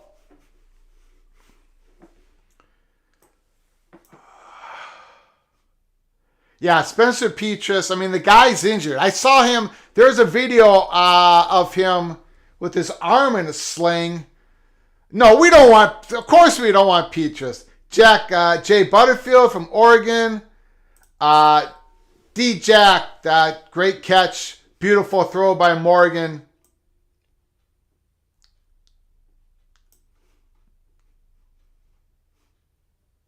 Son of Syracuse, I don't know much about aliens, but believe it or not, when I went on a high school field trip, I once found a red jumpsuit in the desert that gave me supernatural powers. I don't disbelieve you, son of Syracuse. Zach Johnson, Alex Padilla. Let's see those push-ups. That's not going to happen. Jared Jones, call stands, touchdown. Padilla's available. We don't want him. Zach Johnson, on the transfer portal 247, it's still less Hank as undecided. I'd go for it, man. I'd go for it. And then I'm going to put, Zach, I'm going to put it on Minnesota 247. Once again, I'm going to say Heisman Hank Bachmeier, and I'm just going to get crushed on that thread. I'm going to get crushed. Let's go for Heisman Hank Bachmeier. Let's do it. Let's do it. Zach Johnson. There are a lot of QBs in the portal undecided based on 247, and I would bet a few more enter the portal after the bowl season. Great comment. The Gophers would be late to the party, but have a lot to offer. Yeah, I mean, we're behind, right? I mean, these quarterbacks are in the portal have had conversations with a lot of other coaches. However, Gophers, Big Ten, you know the deal. People would answer our phone calls. Our whole wide receiving room is coming back. But man, Brevin Spanford, one of the reasons he was coming back, because look who was going to throw him the football. Anthony Clackamanis. Look at our two guys that we got in the transfer portal. One of the reasons they were coming to us, especially Corey Crooms, because of Anthony Clackamanis. That injury did not look good to me. I am not a doctor. But that injury did not look good to me. I hope and pray to God that it's not bad, but we're December 29th. Spring practice is in 4 months. Maybe he can get himself ready by August camp. But if that injury was bad, that thing was underneath him. That's just my opinion, my speculation. One of the things we're going to have to look at as Gopher fans is, now do we take a look in the portal for a new quarterback? Son of Syracuse. I wouldn't trust Spencer Petras to throw a party. Tony, what's the scouting report on Jacob Knuth? Big guy, he can run. He can run for a big guy, but I don't really know.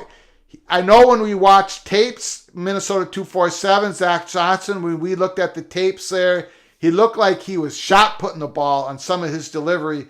I do think someone said he did change his delivery somewhat, but his delivery was kind of weird. It looked like he was kind of shot putting the ball, but he's a big dude who can run. He's quite a load. Oh, no. There we go. Good tackle. Good coverage. Gopher special teams have done nothing wrong yet today. They've done nothing wrong. Here's a crazy stat for you. None of the Gophers' opponents in 2022 have missed a field goal. Okay, Athens I see the video there. All right. Not too bad going down the steps. He's not carrying them off.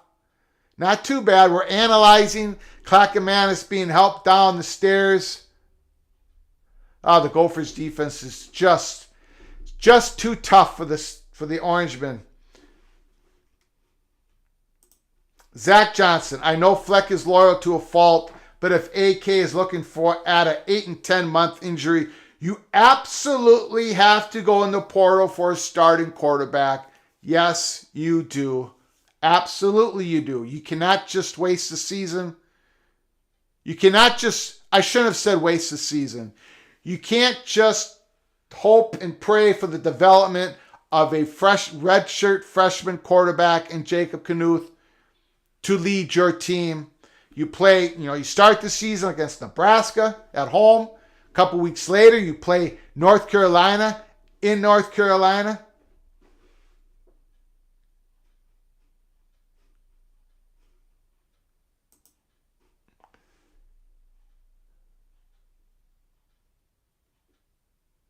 That was a good play by Syracuse receiver there. Zach Johnson. Okay, this may sound weird, but here goes. Usually if a player tears their ACL, they're able to walk off the field on their own. The fact that he cannot walk on his own tells me it may be a fracture. I agree with you, Zach, except for if you saw that last video when he went down the stairs, he was basically walking on his own.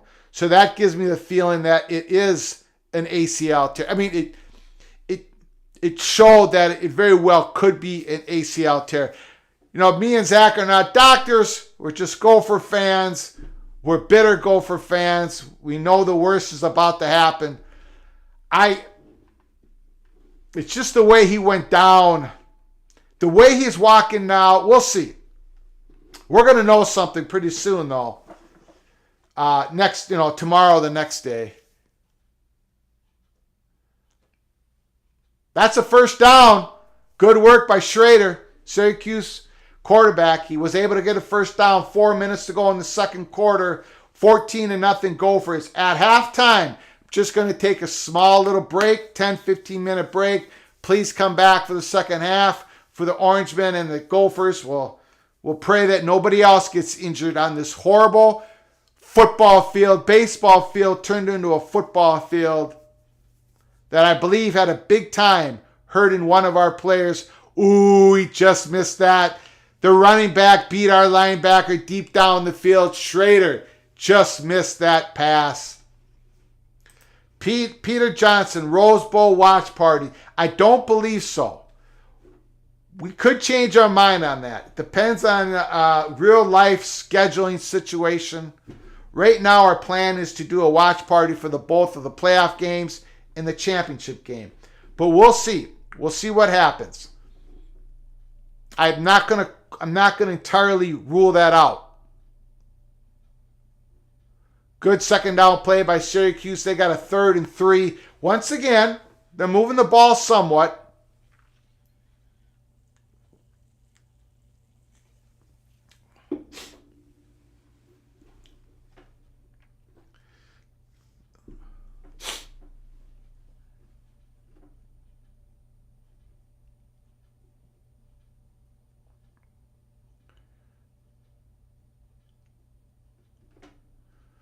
Third and 2, he gets nothing on that play. 4th and 2, what does the Orange do now? What does Syracuse do now? Do they go for it? They should just go for it. Rumor, I'm starting Drake May to Minnesota. Tony, come on, man. That rumor's going nowhere, and it's going nowhere fast. Drake May, the great quarterback of North Carolina, and the Gophers have to compete against them next year at North Carolina.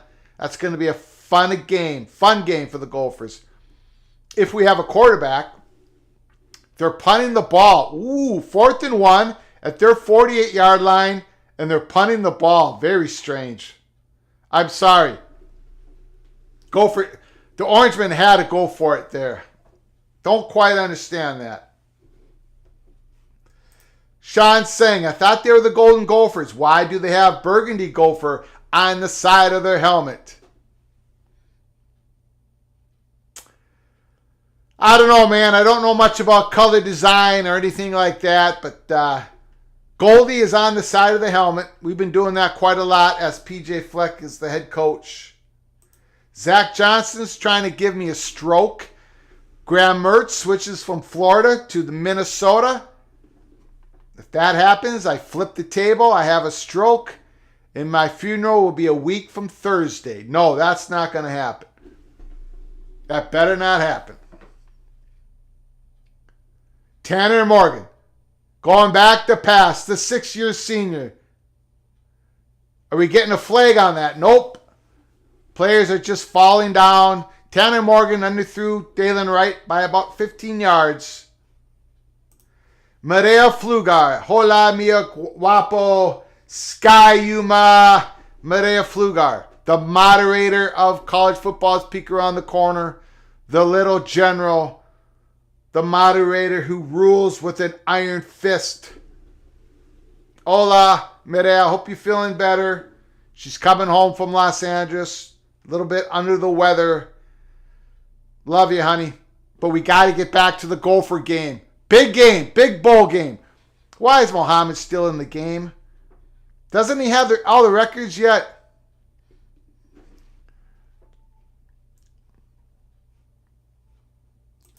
Tony, North Carolina had some success last night running the ball. Eisman 57. My 2 favorite teams are the Iowa Hawkeyes and Indianapolis Colts. And Greg is concerned about the Gophers' quarterback situation. He doesn't know real pain. That's true. But you guys got Cade McNamara. Iowa Hawkeyes already have their quarterback for 1 year, for next year. The Gophers, we thought we did have our quarterback for next year, for the start of next year. A very promising young quarterback. And it looks like he got injured pretty bad. We'll see. We'll see in the next 48 hours what the future holds for the start of the 2023 football season for the Gophers. It's 3rd and 8, 2:26 left in the first half. They're going to run it. Mo! First down! What a run! That's Mo Heisman. That's Mo Heisman. Mo Ibrahim gets 8 yards and on his own. Minnesota career rushing record now belongs to him. Get him out of the game. Get him out of the game. He's done enough. Get Mo out of the game. Good grief. Get Mo out of the game. Somebody get Mo out of the game. Someone get in Fleck's ear. Get him out of the game. He's done it all. Terry Nord, only people with big egos care about records. Yes, he's got the record.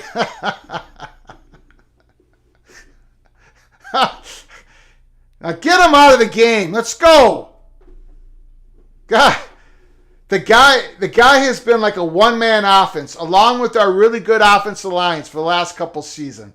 He has carried this team on his back, this program on his back. Can we just get him out of this game so he can have a shot at having an NFL career? We're not in the Rose Bowl. We're not in the college football playoff. Get Mo out of the game. Get the shoulder pads off him. Say thank you for what you have done for this college football program. You sit the legendary running back. I do not know if John Michael Schmidt is playing. Give me a second. He'd be number 60, the center. Is number 60 the center?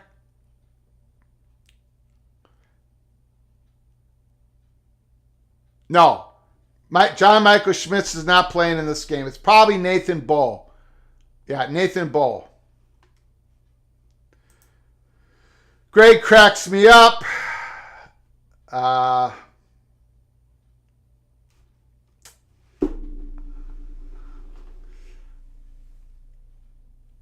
We already lost our quarterback for next year. Let's not lose our legendary running back a chance to earn a check in the NFL. Sit him down. Sit him down. It's not, you got a promising freshman running back in Zach Evans who just dazzled everybody in August camp. The couple of times he got the ball this season, he dazzled everybody. Get him in the game. Let him play the second half.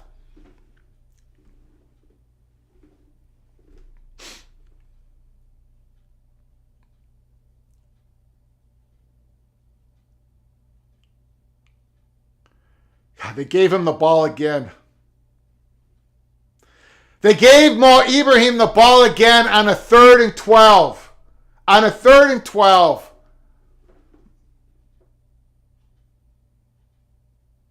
I love PJ Fleck, but I'm very disappointed in him right now. Get him out of the game. Okay. T-Duck. Who's better, Mo or Bucky? Completely two different running backs. Completely two different. Bucky's just finished his second year. Bucky Irving has a chance to be a great scat back in the NFL. He has an NFL career waiting for him. Mo Ibrahim, he's got a little bit of, does he have enough juice? Does he have enough speed to get to the line of scrimmage? He does in college football. He's fantastic college football player. Not everybody's game in college transfers to the NFL. I think Mo Ibrahim has a chance to be a very good NFL running back, a guy who can make a living to set up his life. He says he wants to be a college football coach. So does Tanner Morgan. So those guys eventually are going to go into college. Mo Ibrahim's coaching our running backs all the time. He's an incredible person. But man, he needs that shot to be an NFL running back. He can't be getting injured in this game. There's no reason to play him. If we lose to Syracuse without Mo Ibrahim, then you know what?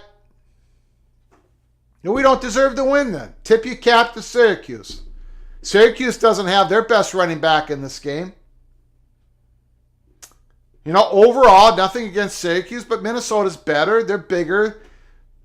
Minnesota tends to push these teams around in the bowl games that they can't quite do in the Big Ten. If you can't win this game without Mo Ibrahim in the second half, then you know what? Tip your cap. You didn't prepare well enough. You didn't get guys ready enough, whatever. But you can't lean on Mo Ibrahim in the second half of the last game when he's got all the records, he's done everything, and he's getting ready for an NFL career. Ooh, big time play by Syracuse. Big game. Tony, let's not write the Greek rifle off yet. Absolutely not. Absolutely not. He might be ready in 3 months, 4 months, 5 months. Whoa, wide open. He caught it. He caught it. Terrell Smith got beat over there. Syracuse, they got no timeouts, but they're down in Minnesota's territory. 1st and 10. Going to try to get some points here before the half. They're going to review that. I thought he got it. He got his arms underneath that. I think.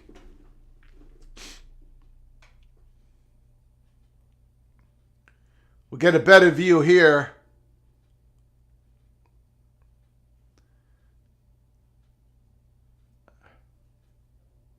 Ooh, when he turns over, when his body turns over,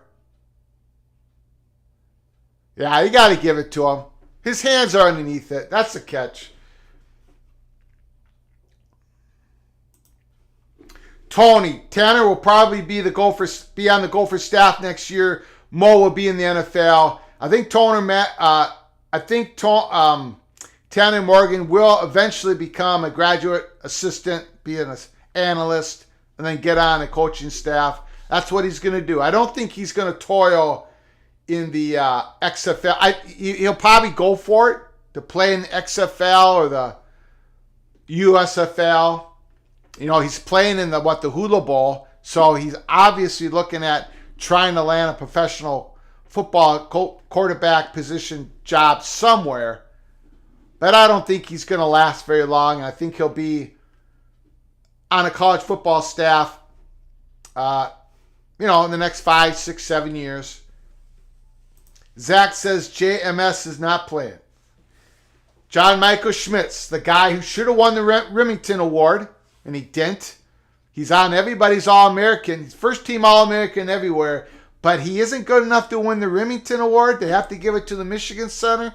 Of course they do. Of course they do. My Gopher bitterness has no end.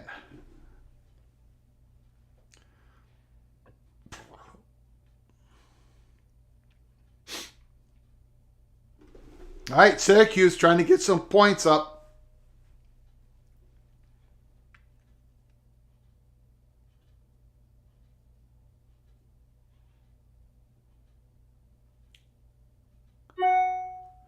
That's a completion. I'm not sure Syracuse wanted to really complete that pass. Clock is ticking. 30-yard line.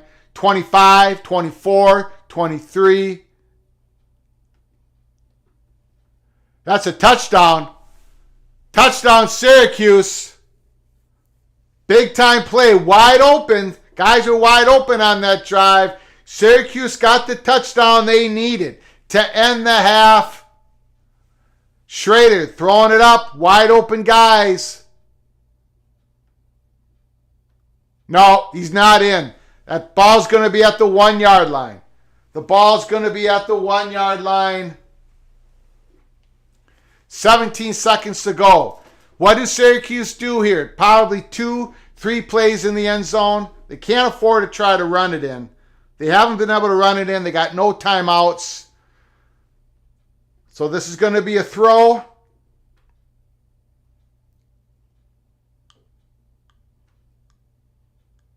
He's definitely not in. At the 1.5 yard line.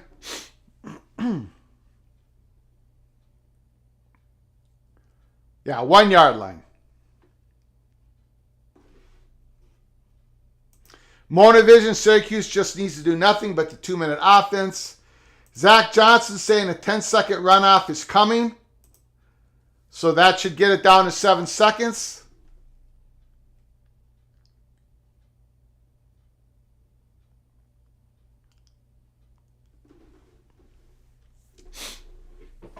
So what does Syracuse do here? What play do they call? 14-0 Gophers. Syracuse looks like they're going to have the ball at the Gophers 1-yard line. Welcome to College Football Speak Around the Corner. Please smash that like button.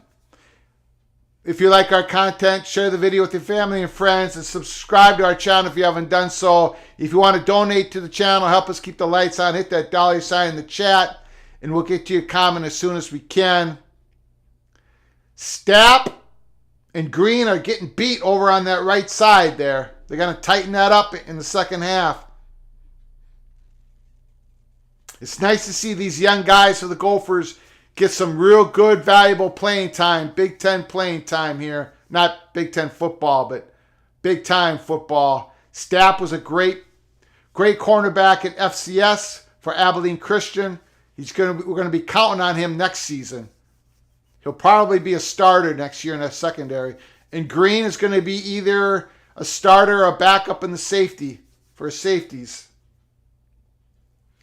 Zach Johnson, hold on. It may not be a runoff due to being a first down. 17 seconds. 17 seconds to go. First and goal. Syracuse is going to have a couple shots at this if they attempt to throw the ball. We need a sack. We need some pressure.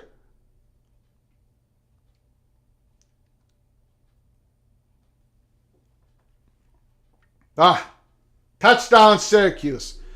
I don't know. That defensive lineman, I think that was out. I don't know who. I better not say who it was, but real slow reaction time there on the defensive line. Not much speed. 97. Man, he looked like he was running in quicksand.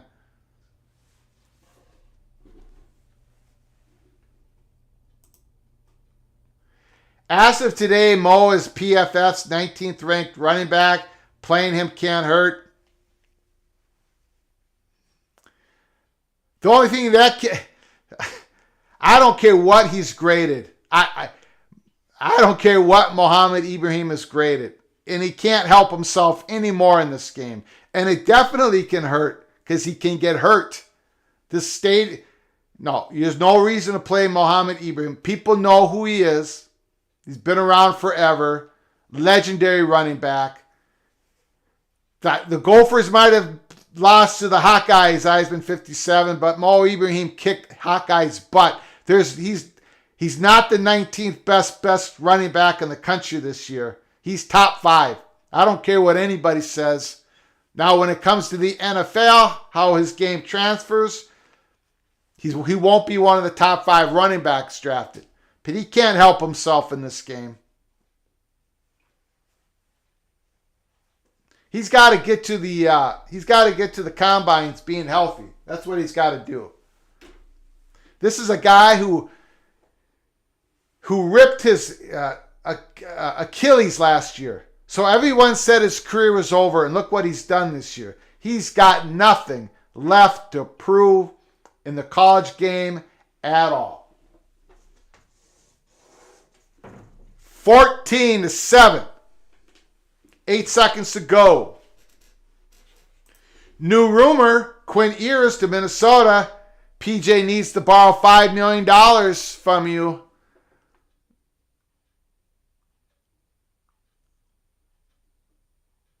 Good run back, kid. Good run back. Good run back. The end of the half, they just let the clock go. Flags on the field. I don't have $5 million. I'm about $4 million, $999.99 short of that $5 million. That's the end of the half. Okay, so I'm going to take about a 10, 15-minute break. When we come back, we're going to watch the second half together. So please come back to Peek Around the Corner. Minnesota 14, Syracuse 7. As I take a break, as I quickly eat something, I'll take a look and see if I've gotten any messages in regards to the Kevin Warren situation, possibly leaving the Big Ten commissioner job to be the president of the Chicago Bears. I'll be right back. Please, you come back to Peek Around the Corner. Appreciate it. I'll see you in a bit.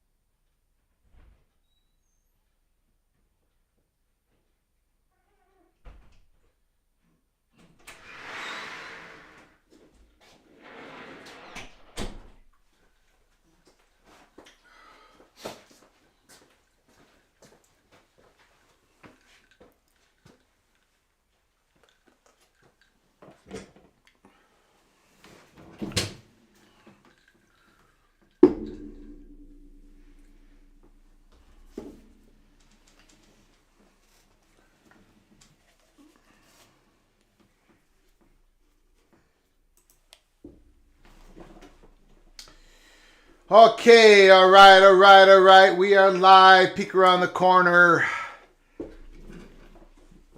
College football's peek around the corner. Watch party. Gophers versus the Orange. Syracuse Orange. Used to be the Orange Men. 14-7 Minnesota. Now, when I was taking my little break and getting some water, I read the report. Excuse me. Of course, now I've lost it. Here we go. The Big Ten put out a statement in regards to Pete Thamel's report from ESPN earlier today in regards to Kevin Warren being the leading candidate for the Chicago Bears president job. I've read this a couple times. I don't understand what it means. So, in the chat, you let me know what you think what it means. Statement from the Big Ten Conference. Over the course of 3 decades in the professional and collegiate sports, Big Ten Commissioner Kevin Warren regularly receives unique opportunities and requests for his expertise from leaders across a variety of industries, ranging from professional sports ownership groups to private equity firms. The commissioner utilizes each occurrence to listen, learn, and assist every stakeholder in the most appropriate and effective manner. I don't know. I'm not sure why the Big Ten put that out. I don't get that. Let me know what your thoughts are. I have no thoughts. I've read that over a couple times. Does that mean the Big Ten don't believe he is leaving or that he is leaving? It just seemed to be a word salad of absolutely nothing coming out of the Big Ten Conference. I don't know if they felt they had to say something. Nice to see you in the house, Ted. Appreciate you coming in. Go Gophers. Rest in peace. Pelé, the great Brazilian football player, soccer player, Pelé. Yeah, I guess I don't understand the...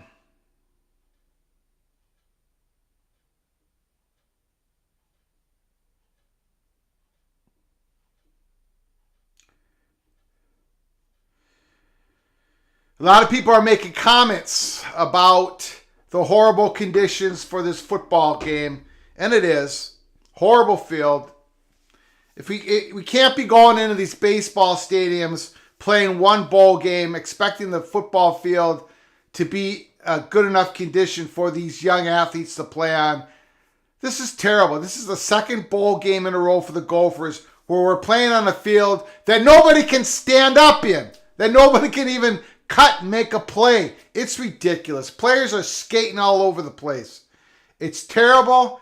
Big Ten, the next time when they get their bowl tie-ins, it can't be on these fields. Not anymore. This is it. This has got to be the end of the Pinstripe Bowl. Great bowl game you got there in New York. A field that no one can even stand on. And it's not like these are bad conditions. I think it's 45 degrees. You don't have snow. You don't have any flurries. You got nothing bad really going on. But yet the field is crap. So you got to get rid of these bowl games, Big Ten. You got to get rid of that Arizona bowl game. That field is horrendous to play on. These baseball stadiums are a joke. So whoever the next Big Ten commissioner is, get rid of these lousy bowl games. You can do better than this. These lousy stadiums that we're watching these guys try to play in. These guys are getting injured.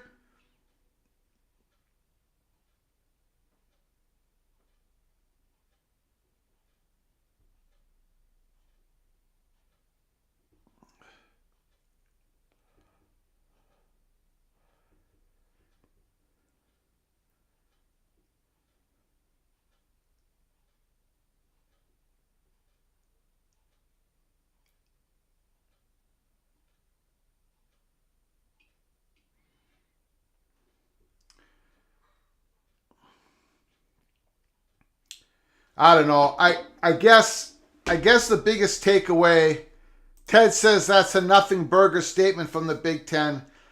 I guess the biggest takeaway from that statement is there's no comment that Kevin Warren is not interested in the job, right? So he is interested in the job. And if Pete Thamel says he's the leading candidate, that means a lot. It means a lot to me. I think it's probably going to happen. You know, I think it, obviously we don't know for sure. Those type of deals can crash and burn at the end of the process. But, you know, if I had to put my chips in the table, I'd say Kevin Warren is the next president of the Chicago Bears, and the Big Ten will be looking for a new commissioner for the conference.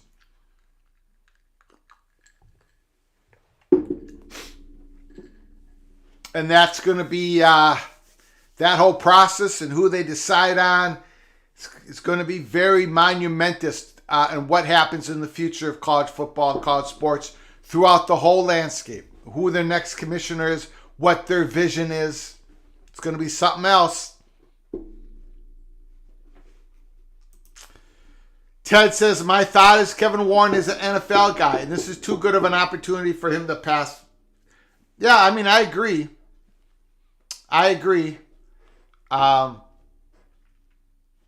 Kevin Warren gets paid a whole lot of money being the commissioner of the Big Ten. I think he gets paid a little bit more than $4 million a year, if my memory serves me right. I don't think he'd make that much as the president of the Bears. I don't think they make that much. I mean, they make a lot, but I don't think they make $4 million. I could be wrong.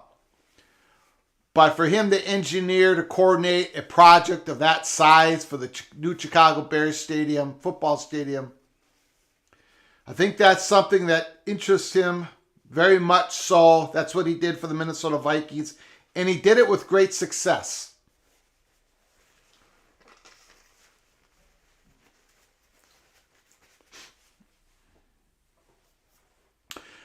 Oh, my Gophers, my Gophers, my Gophers. 14-7.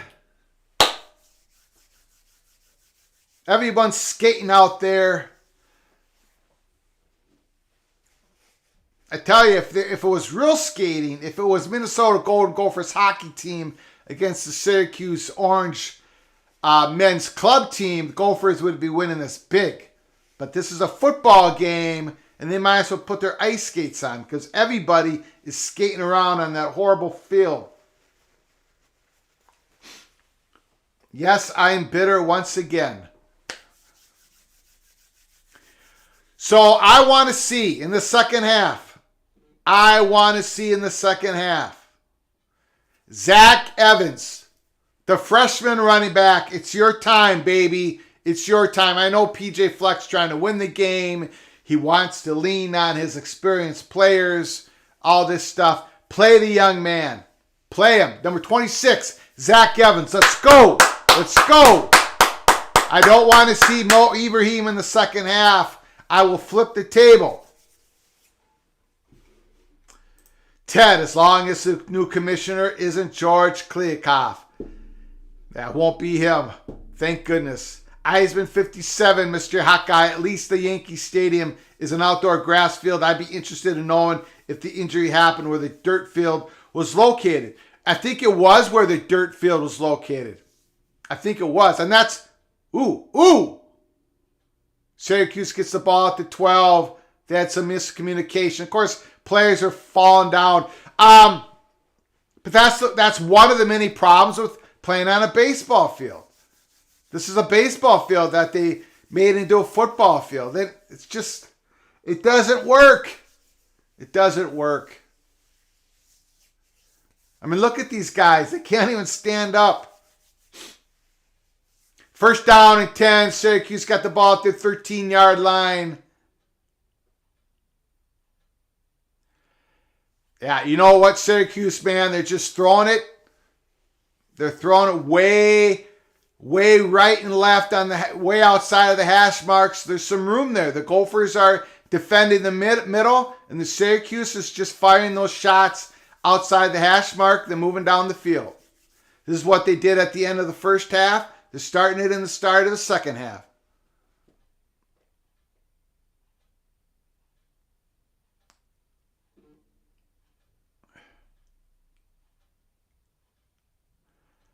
First down, Syracuse.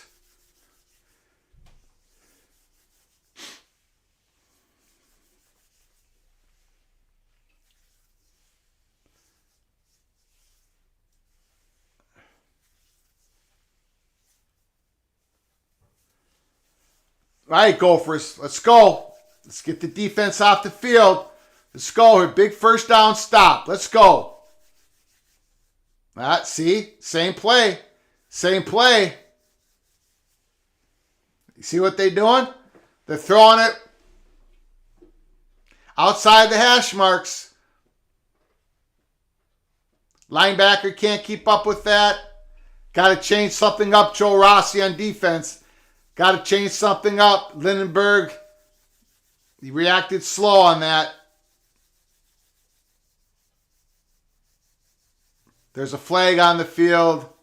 Haven't had many flags in this game. It's hard to hold when you can't stand up. It's hard to hold people.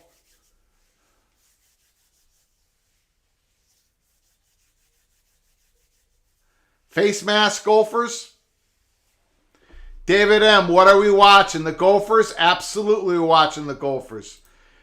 Bears are used to play home games on Wrigley Field. It was frightening seeing wide receivers crash into the outfield brick wall. There's also part of the stadium where, the field where at least one of those corners is really close to a wall. One of those end zone corners. Because they had to fit in this football stadium in the baseball field. It just isn't very wise to do this.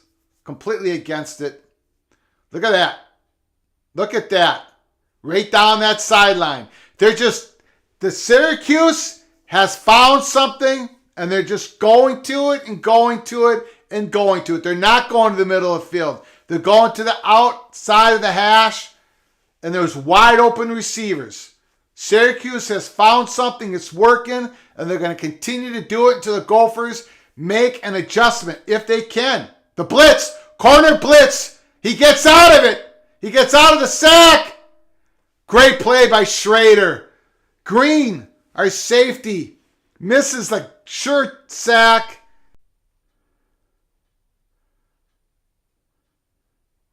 We got a flag on the field. Darius Green had him. He had him, and he lost him.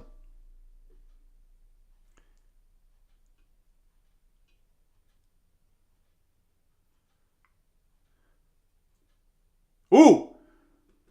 Lindenberg, good catch. Good catch. Terry Nord, wrong cleats, nothing more, nothing less.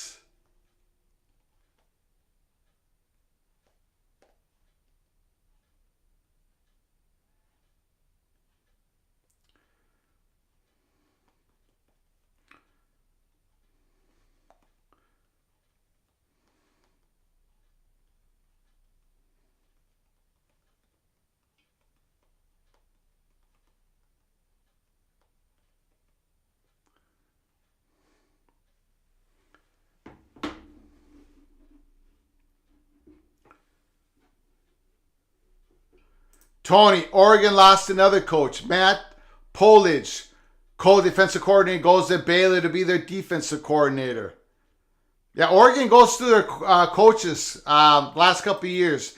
Ted, I understand why they don't tear up NFL fields, but there are plenty of actual football stadium in these areas. Yeah, I don't think, playing in Yankee Stadium is like such a great thing to where they're sacrificing these players' health to play on these horrible fields. Okay, Syracuse looks like they're going for a field goal here. Do you guys have any buffering issues going on? Let me know if you got buffering issues.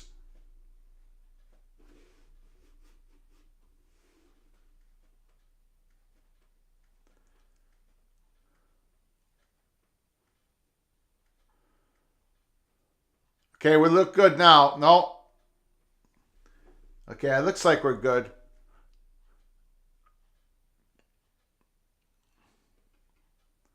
Field goal is up. And it is good. It is good. Syracuse now within 4. Okay, I do not want to see Mo Ibrahim coming out here in the second half. If he does, I'm going to be writing a letter. I'm going to be writing a letter to PJ Fleck. Daniel says no problems, not here. Ted says good now. Yeah, we had some issues. We haven't had an issue in our last couple live shows, but looks like we had something going on.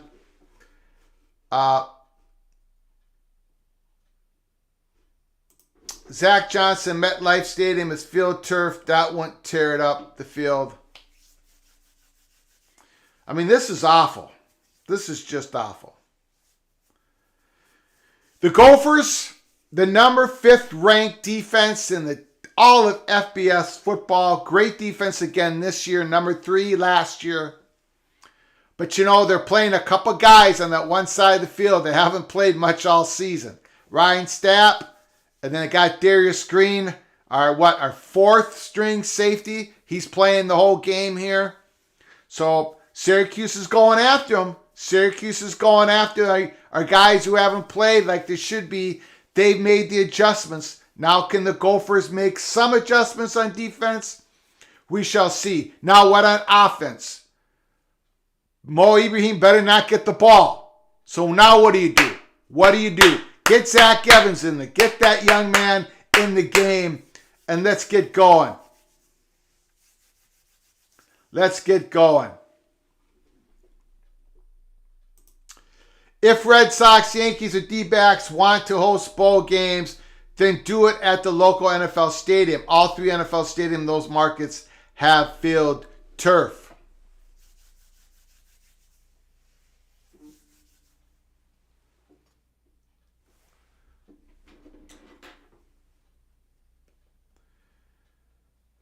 Yeah, the biggest thing I got out of the Big Ten conference statement on Kevin Warren is that Kevin Warren did not say, there was no statement saying that he was not interested or this isn't happening. So that's my biggest takeaway from that word salad type of statement. You know, I think this is probably going to happen. Just my guess on it, right? That Big Ten is going to be looking for a new commissioner here very shortly. So buckle up, brace for impact, peek around the corner. College football's peek around the corner community. Buckle up here because this is monumentous. This is big. This is huge. Tony, Tough Tony, thank you. Thank you so much for your super chat, your donation, your continued generosity to the show, and your very tough questions, and your sense of humor. You kill me. Do you think the Big 12 is waiting to sign their gore until the schools see what the Pac-12 gets? Again, I don't understand this whole Big 12 gore issue. More and more people are telling me that some Big 12 schools they're not even satisfied yet to sign that grant of rights. But yet I think their media deal doesn't become official until they do all sign that grant of rights. This is one of these issues that right now are confusing the heck out of me. Before I came on this show, I got a message from a person in media about a certain Big 12 school not liking what they're seeing. So that's another issue that we're going to have to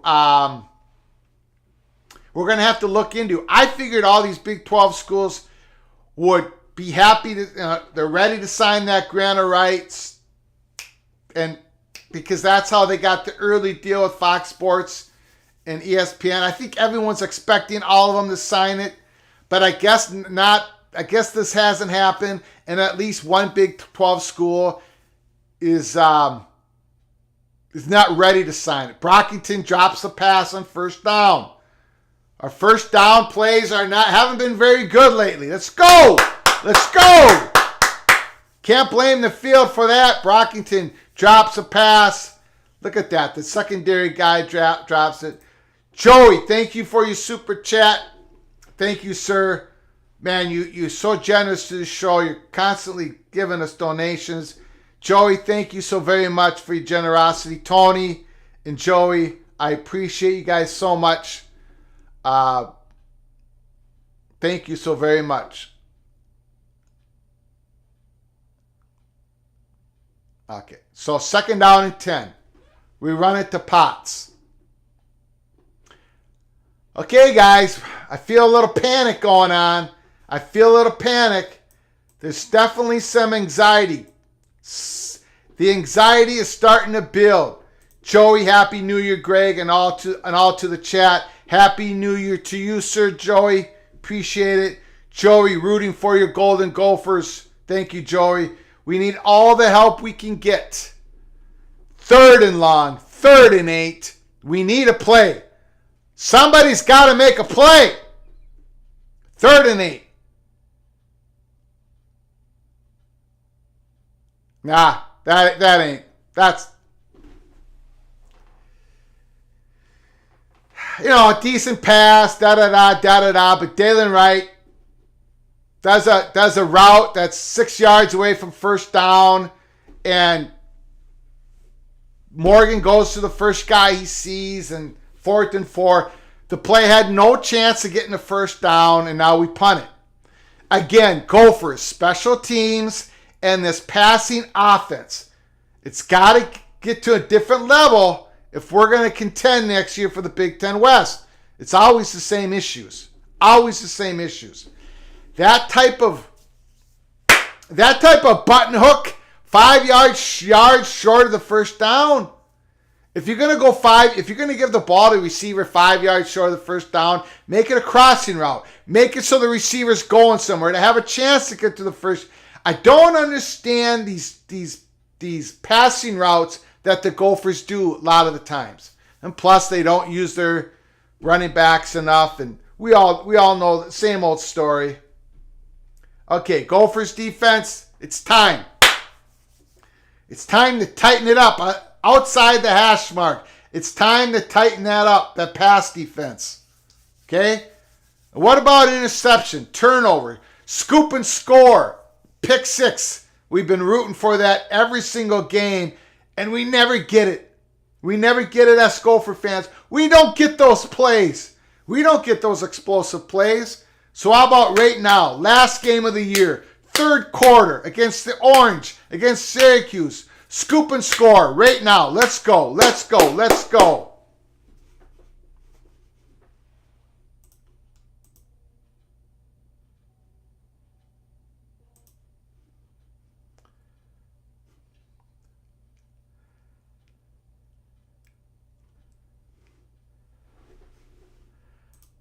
Jeff Olson, Mr. Badger's in the house. Need Gopher TD for push.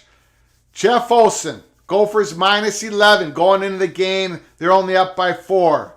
Mr. Badger's in the house. Jeff Olson. Again, please smash that like button if you like our content. It helps with algorithms of YouTube so very much. Subscribe to your channel if you haven't done so. And share the video with your family and friends. Appreciate you all so very much for coming. Watch party. Gophers, Syracuse, of course. It's our last Gopher watch party of the year.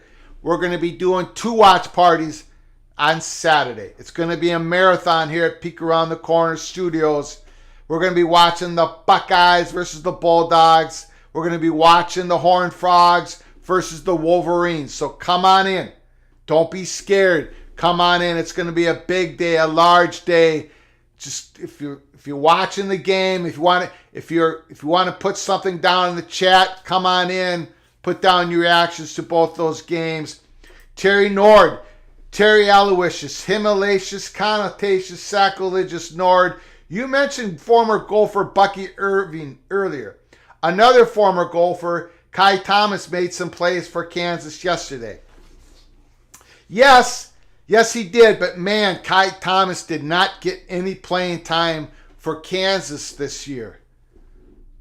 He was deep in the depth chart. Just terrible. Barely played this year. I hope he gets some playing time next year, because if he doesn't, that was a terrible decision for Kai Thomas to leave Minnesota to go to Kansas. Remember, he wanted to go to Kansas State, but the Gophers got evidence of Kansas State tampering. Kansas State had to pull back. Big time throw by Schrader. 1st down, Syracuse. The Orange have all the momentum. all the momentum this game.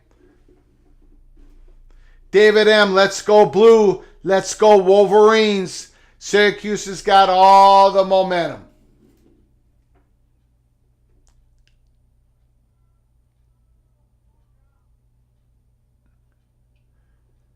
Holy! Another big-time gain by Allen, their backup running back who came in for Sean Tucker, who opted out this game. Terry Nord, good grief, the Gophers defense is getting shredded. David M., go Dogs, sick 'em, woof, woof, woof. Wow.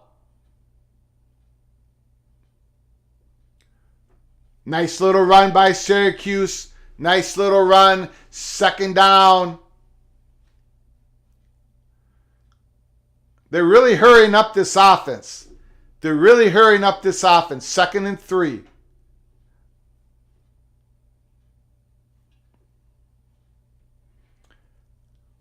Schrader back to pass. What's this? Who is that? Get up, stay up. Who is he? Touchdown, Gophers! Pick 6! Are you kidding me? What just happened? I don't even know who he is. What just happened? Who is that? A pick 6? Gophers got a pick 6. What am I watching? Did you see this? Who is he? Who is that man? I don't know who he is. I know the Gophers inside and out. Who is he? Oh, that's safety from Texas. I can't remember his name. Bryson. Oh, yeah. Now he's going to be the starter next year. He's the freshman that PJ Fleck said he was beyond anybody. Gophers got a pick 6. Gophers defense got a touchdown. And you know what? He's from Georgia? Yeah, Grayson Bryson. Most of my sound effects aren't working for some reason. This whole thing got screwed up at the start. Does this work? Okay, that works.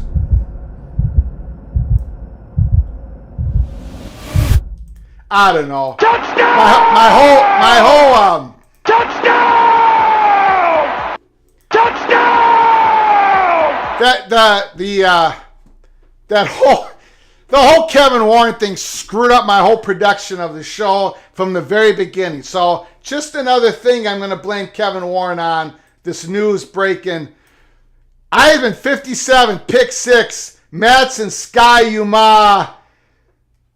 After D was looking terrible, big pick. Zach Johnson, you wish, has been granted. My goodness, I didn't even know Grayson was playing this game. He hasn't been playing this game.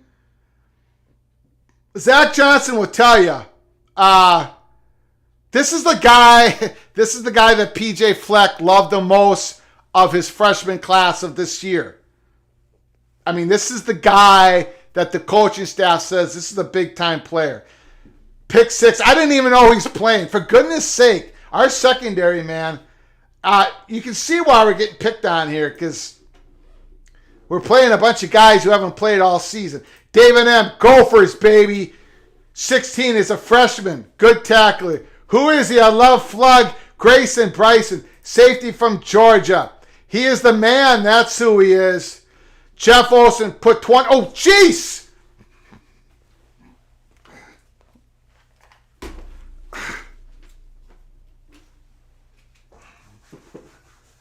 I tell you what. We might have to go to an electric scoreboard or something.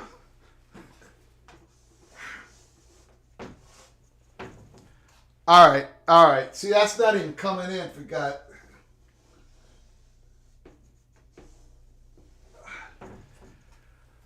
Woo!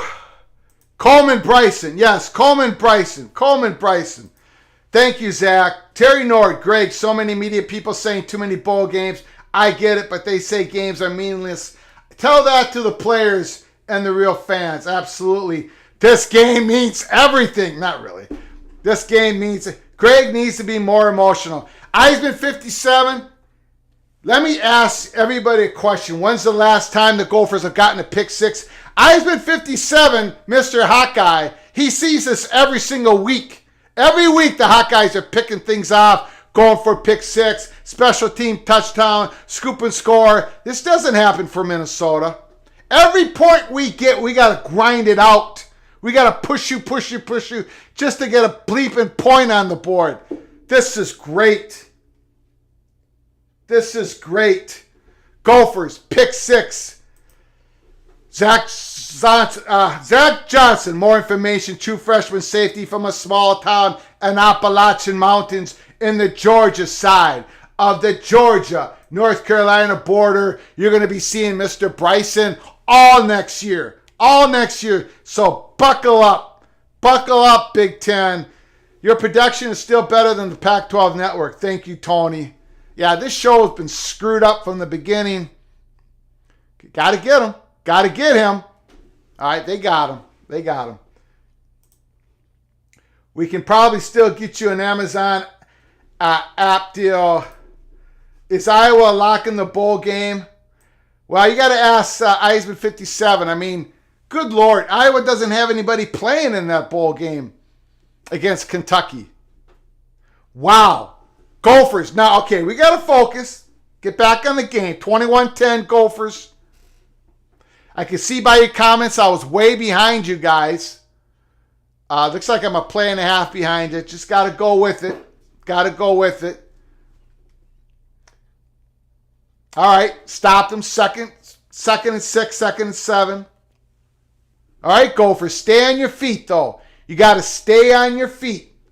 Everyone's slipping and sliding out there. I'm sure that played somewhat of an effect with the pick six for Syracuse. God, they're running the same play over and over again. Second down, first down. They're turning outside the hash mark, right side of that field. Guys are open all game long. I don't think the Gophers can make the adjustments. They got every guy over there is playing in their first or second game of the season. Syracuse is just picking on it. Oh, lucky drop pass. Bryson was there. Mr. Pick Six man. But he got there a little late. He just dropped that pass. Syracuse is picking on us now. They're picking on our young guys. Obi, thank you for that donation. This is to keep the lights on because I'm scared of the voices.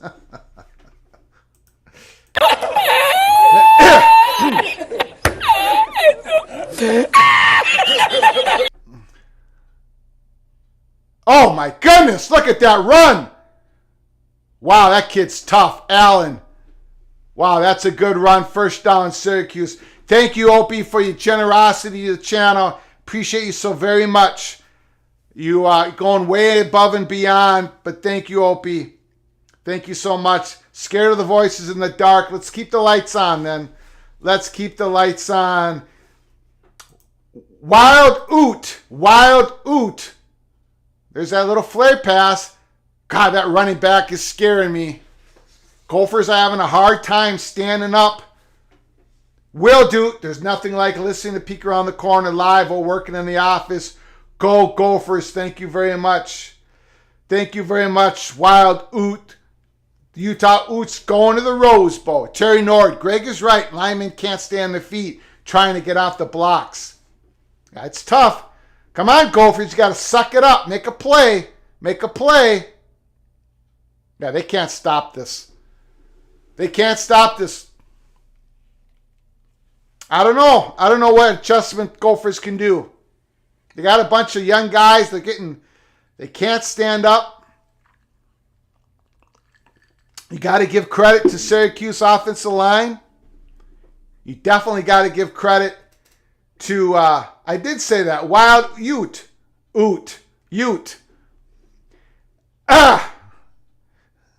Okay, good play, Darius Green. Good play, number 12. Good play.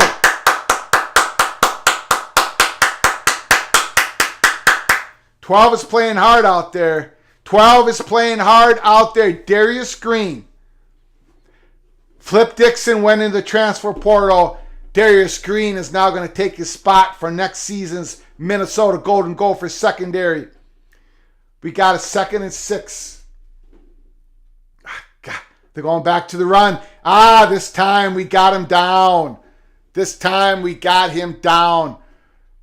Lindenberg.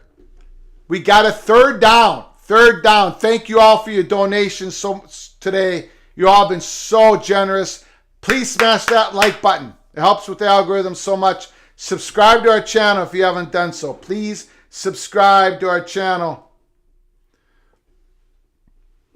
All right, we need to play. We need to get off the field. Although Syracuse will probably go for it on 4th down. So we need to make 2 plays then. Get some pressure on the quarterback. Get some pressure. Man, that's tough. 1st down, Syracuse. I'm sorry, but that's tough.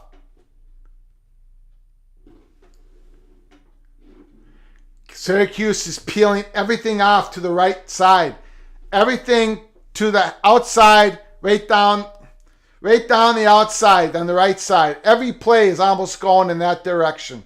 The Gophers can't stop it. Lindenberg can't even get a good hit on anybody. Everybody's skating out there. When you see Colton Lindenberg not wrap up, you know that he can't get his legs underneath him. It's 2nd and 12.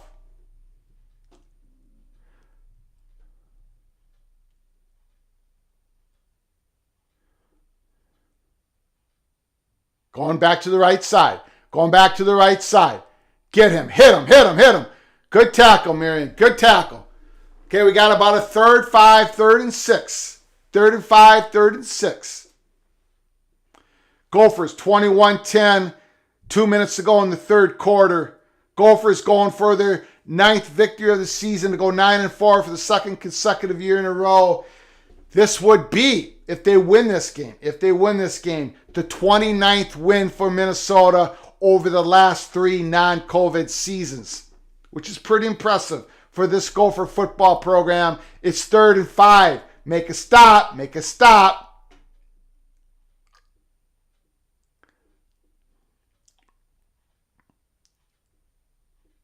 Oh, God, these players are...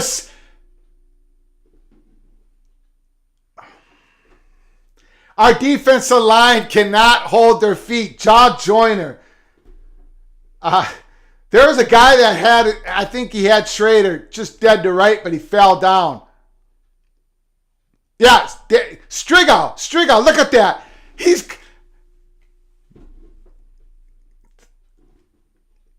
You know what? Gophers, if you have to play in a field like this next year, you just decline the invite. Decline it.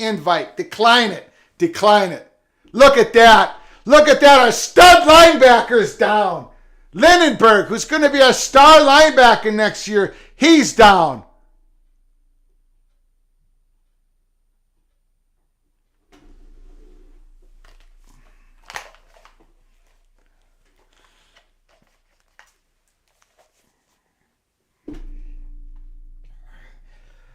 Well, ladies and gentlemen, if you're not a Gopher fan, that's our best defensive player going into next year. No doubt, no questions about it.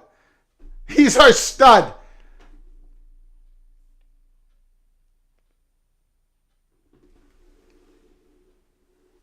God, you guys are killing me. If Gophers ever make it to Indy, what will Greg do? Live show from Lucas Oil Stadium.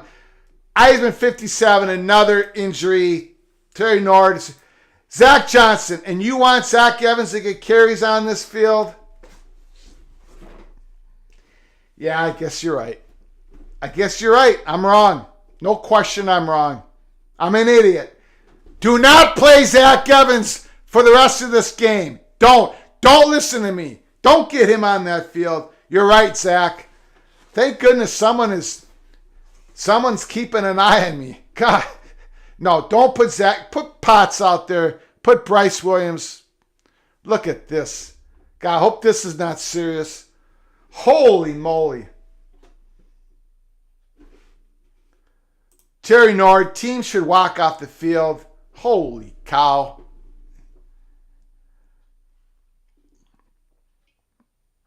Holy smokes.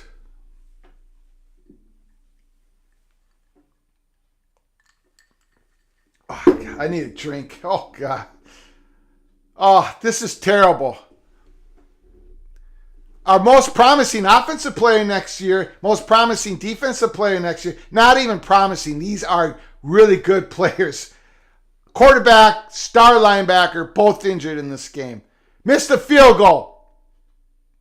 And again, for the entire 2022 season, an opponent kicker has yet to miss a field goal against our beloved Minnesota Golden Gophers. I mean, statistically, that's impossible. Impossible. But yet it's true. God, I'm all worked up. Pinstripe Bowl. Tony, the rifle is in a boot on the sideline. He's in a boot. He's in a boot. What does that mean, he's in a boot? Does that mean it's more of an ankle foot injury? Or could it be a tibia injury? Does it discount an ACL tear? The doctors in the chat room, Zach Johnson, Terry Nord, and others, let me know. What does that signify if he is in a boot?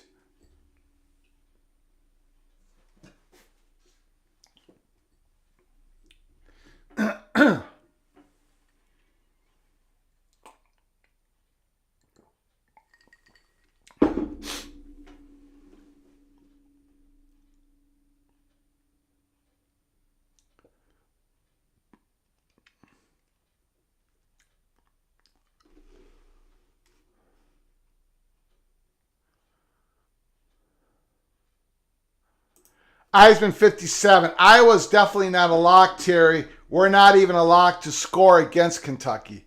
Yeah, I mean, I don't even know who are the... What's this? Look at him go! Oh! Cut in! Special teams! What's going on? Woo! What a run back! Holy smokes! The Gophers are doing today what they couldn't do all year. A pick six and a big special teams play. We did have a big special teams play against Illinois. Look at that. Beautiful play. Holy smokes. Gophers, what are we doing? Who are these guys? I do not recognize this team. Pick six. Big plays. Big plays. Mr. Redding. Oh boy. What a play. Come on, Gophers. Make them pay now. Make them pay. Zach Johnson, it tells me what I thought. Either a fracture or a high ankle. Well, look at that. Gophers can't get anything going on the ground, but yet we're taking pick six to the house, and we're doing great special teams play. This is a strange Gophers team today in New York City. Well, a fracture, a high ankle, that makes it that, we don't have to go in the transfer portal then. Let's cancel our transfer portal thing for now, okay?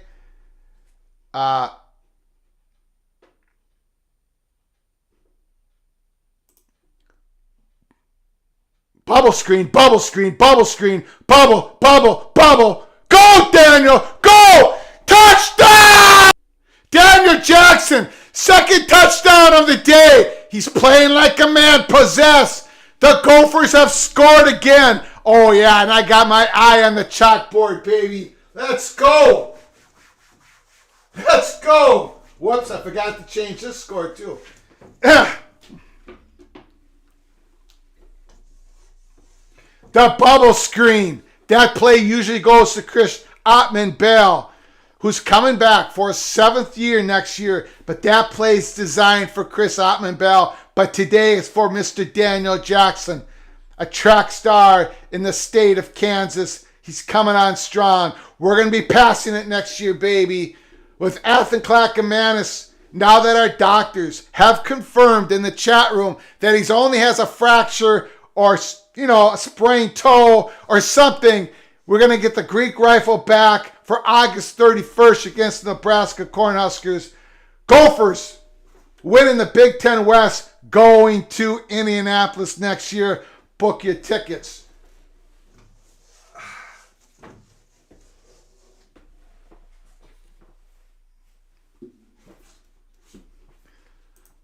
Zach Johnson, D-Jack again. The high-tech scoreboard is now 2 scores behind Jeff Olson. Yay, Gophers. Score update 28-13. I'm just glad Flood knew who number 9 is. Let's go. Let's go. Greg Yellen broke my internet connection.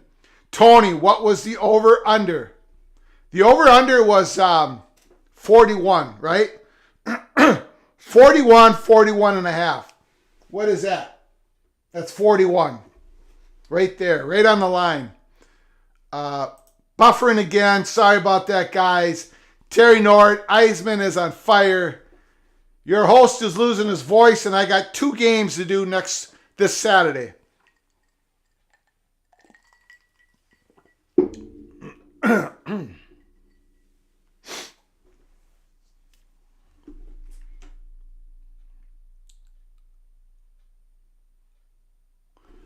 Wow. Gophers not winning the line of scrimmage this game. Gophers are not winning the line of scrimmage this game, and yet they might win the game. When is the last time that has happened? Not for the last 6-7 years. No way, no how. Gophers are not winning the line of scrimmage, and they're winning by 15 points. I'm real close to losing my voice. So we got to settle down here. Settle down. Settle down. I won't be able to sing. I won't be able to sing.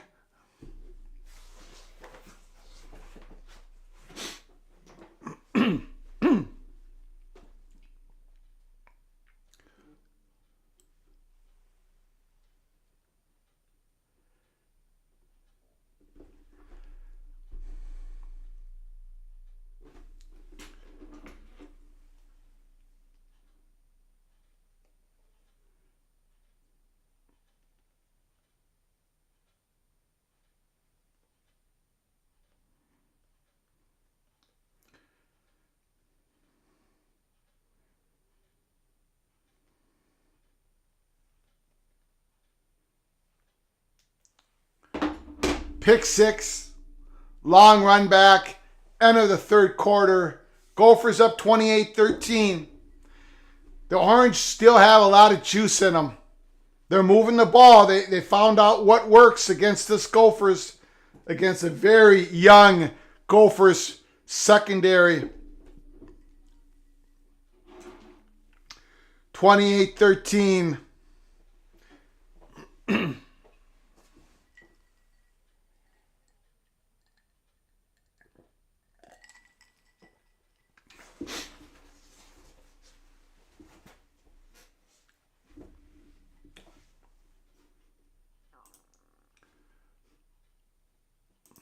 Tony, Indianapolis, save your money for Pasadena. Have a good tequila, does wonders for the throat. My throat feels fine. I've just lost that voice. I've lost that voice. Too much screaming. Zach Johnson, I said that the way AK walked off didn't look like ACL. It is wrong to say the opposite on the way 48-5 walked off the field. That looked like ACL. Eisman 57. New game. Every time Greg mentions Gophers to Indianapolis, take a drink. You're going to be taking a lot of drinks next year. Eisman 57. Lots of them. And it starts August 31st, Thursday night at Huntington Bank Stadium, Nebraska. Matt Rule comes into our house against PJ Fleck and the Greek Rifle. Zach Evans, Darius Taylor, Chris Ottman-Bell, Brevin Spann-Ford, Daniel Jackson, Brockington, Corey Crooms.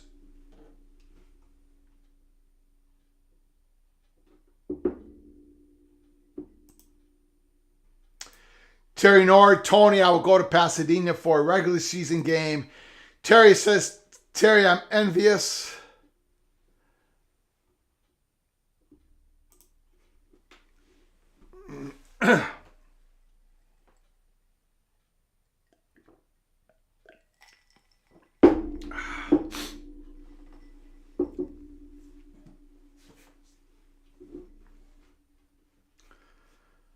There will be no singing at the end of this game, ladies and gentlemen. I have lost my voice, and I'm sure now you are all celebrating this fact. There will be no singing at the end of this game. Eisman 57, I cheer for Gophers in all but the Floyd game.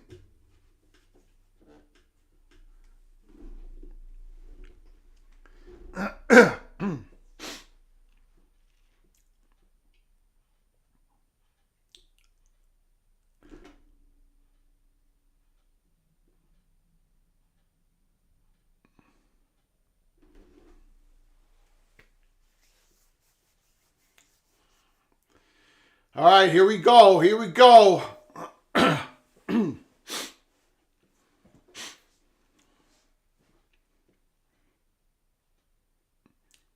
Gophers have got the whole band there, by the way.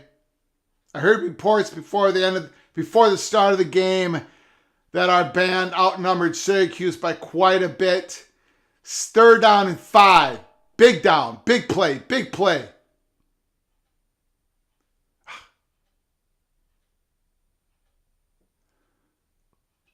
Fumble? Is that a fumble? I thought he was down. I'm going to tell you, in real time, I thought he was down. I thought his knees were down.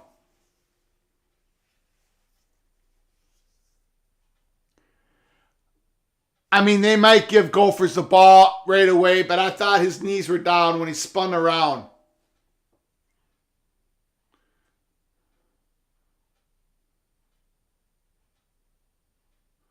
Well, maybe not. Oh, we didn't get it anyways. We didn't recover it. Yeah, we didn't even recover it in bounds. So that's Syracuse's ball.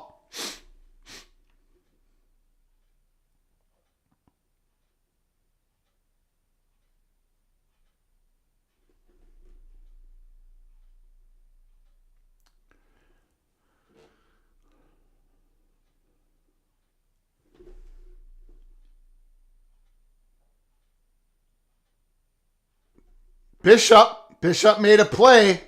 Bishop made a play out there. Incomplete. First.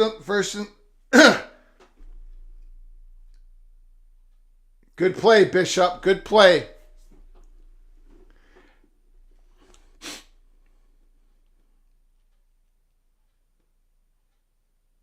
Second and 10.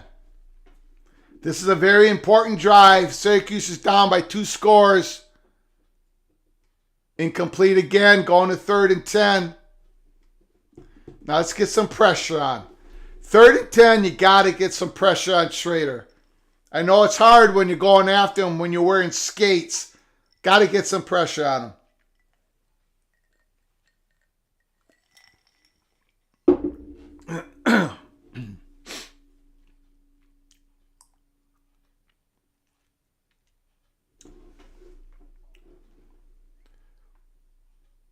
Somebody called the timeout. Minnesota calls its first timeout. That's good. They didn't spend any time out in the 3rd quarter. That's okay. That's okay.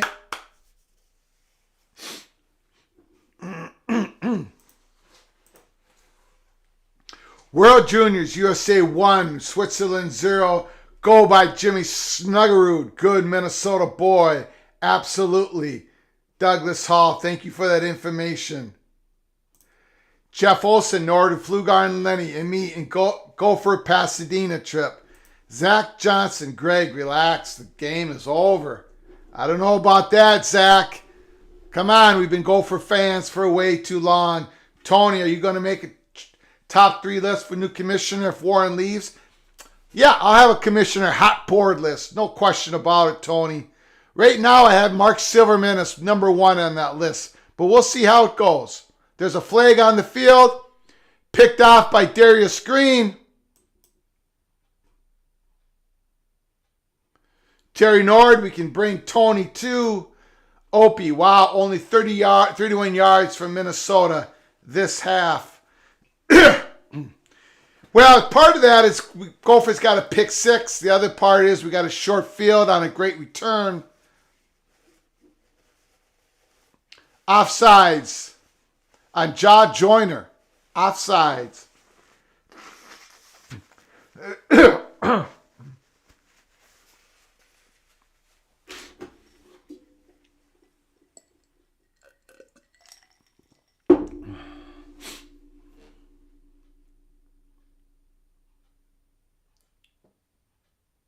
Finally got a sack. Forced Syracuse to punt. 4th down.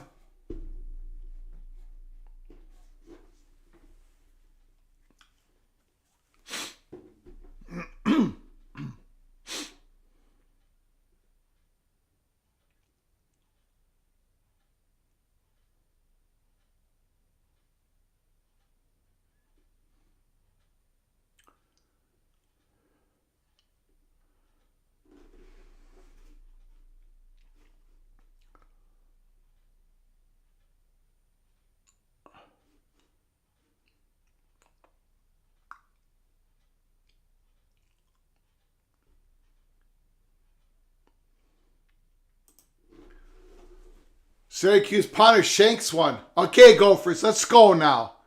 Let's go. Drive down the field. Let's punch it in. Close this game out. Let's get some points right now. Let's close this out. Son of Sarek, Larry Scott is free to take the job. That's not happening. Nord likes Florida State -10. Warren's leaving kills any further Big Ten expansion. He's the only one pushing it. It all depends on who they hire, T-Duck. Well, ultimately the Big Ten presidents make the final decision, final votes on any expansion. But there could be somebody who shares Warren's vision. So we'll see what happens. Let's see who first becomes the Big Ten commissioner.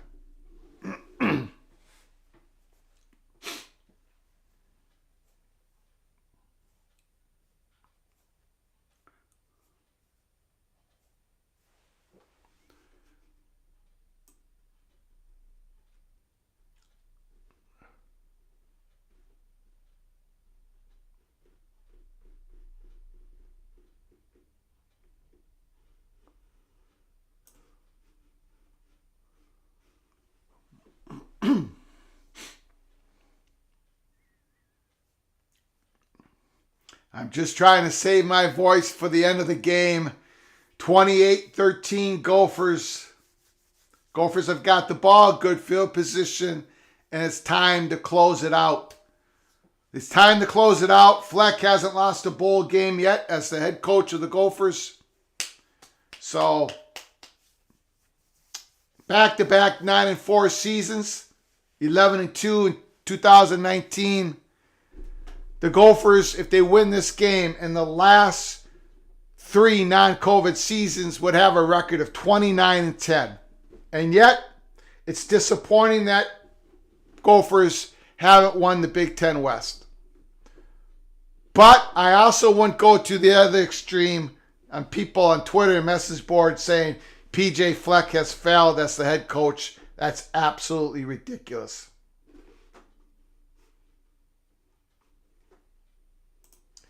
David M., phone died. Gophers are taking all my power.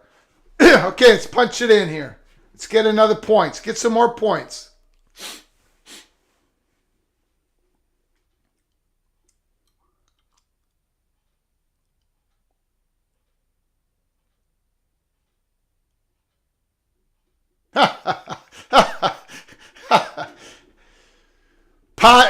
Trason Potts tries to put his foot in the dirt, turn it upfield, and he just goes down like he's on dull ice skates.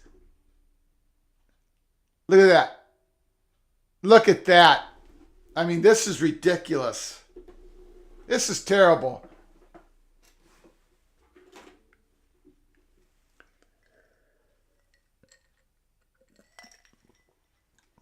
I did read a report that Kevin Warren is not expected to be at either semifinal games coming up on Saturday. He won't be at the Ohio State game. He won't be at the Michigan game. So I think that gives you more indication of what about to happen. Brett Yormark is going to the TCU game. Greg Sankey's going to the Georgia game. But Kevin Warren won't be at either one. So that should tell you what's happening, I believe, in the Big Ten Conference.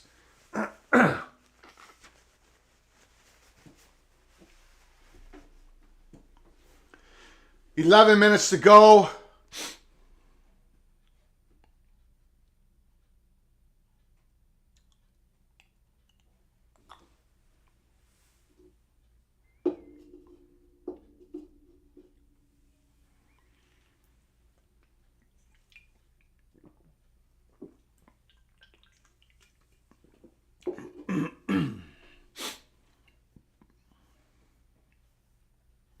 Did not make the first down. Gophers probably punt the ball.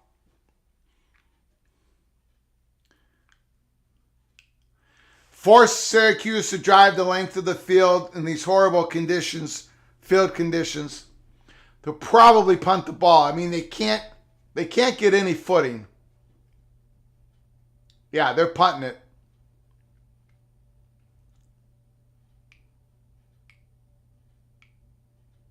Let's go. Good punt here, baby. Good punt. Good punt. Good punt.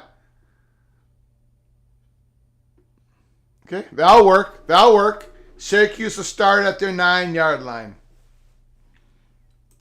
Field is a disgrace. Item 57, definitely a problem. Son of Sarek, punt, seriously. I think that was a good play, Son of Sarek. With the field conditions the way they are, it's just better off to punt it. Tony, do you know who the number 2 is at the Big Ten offices is? I don't know who, well, my voice is going. I don't know who would be considered the number 2. I know that Adam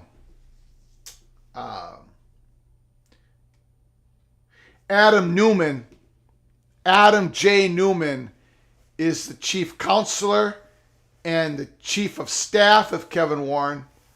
I don't know if Adam Newman would be considered Big Ten number 2 or not.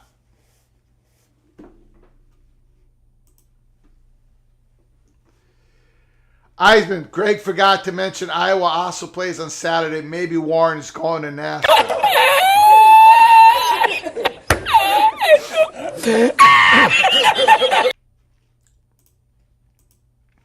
Ted, would Jim Phillips be a possibility? A lot of people thought it would be him instead of Warren.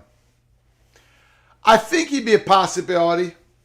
Sure, but I mean, I don't see it happening. I think it would be a very slim possibility, but just, you know, when these presidents hire you as commissioner, you're expected to stay for a while. You're making long-term decisions. You know, you're not really expected to jump from one commissioner job to the next. And Matthew has the same question.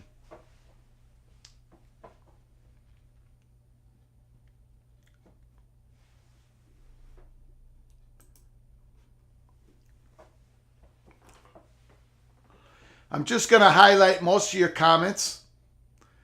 And I probably won't make a comment on all of them because I'm just about to lose my entire voice. And I got a big day Saturday here, peek around the corner, doing 2 games. I won't be yelling and screaming during those games, so I'll be able to keep my voice. But so bear with me here. In the last quarter of this game, I won't be making much comments in regards to your comments, but please send them in and I will highlight them.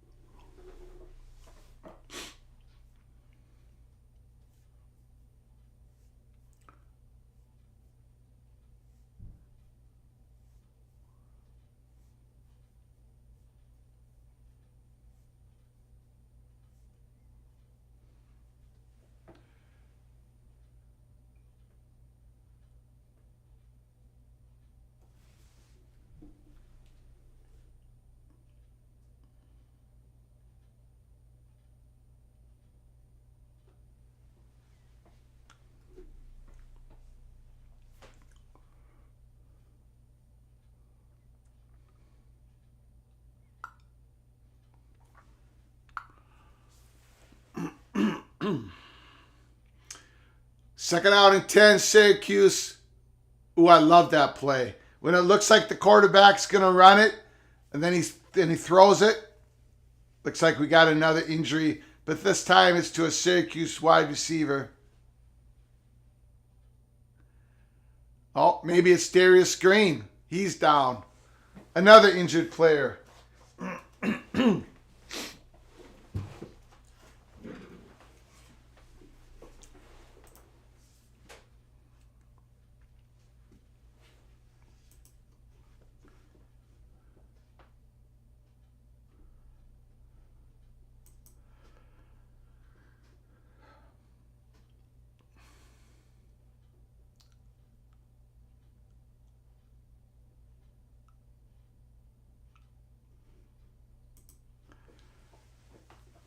Son of Syracuse, roses are red, violets are blue, Pflugar's voice is gone, and Kevin Warren is too.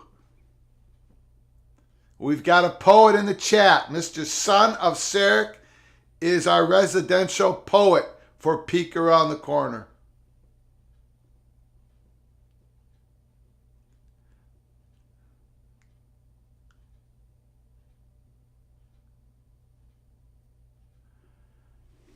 Good first down run by Syracuse. Second and short.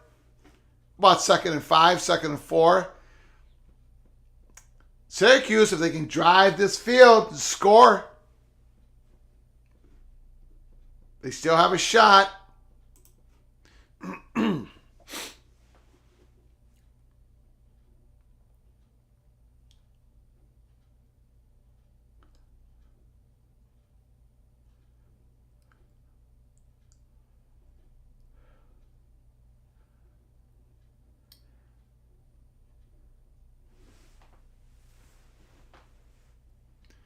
First downs in the second half. Syracuse has 13. Minnesota has 1.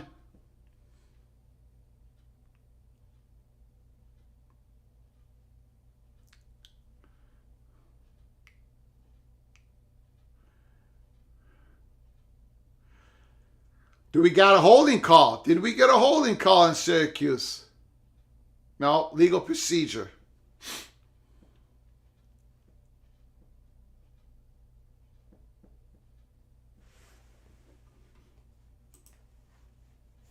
Thank you for all coming in. I lost my voice. I was not expecting a pick 6 from the Gophers or a huge return on a kickoff. So I completely lost my voice. I screamed. So I apologize for that. Oh. Yeah, these guys are just... This field, man. This is not good for player safety. It'd be one thing if it was raining, if we had bad weather, but we don't. Look at the field. These guys can't. It's not good.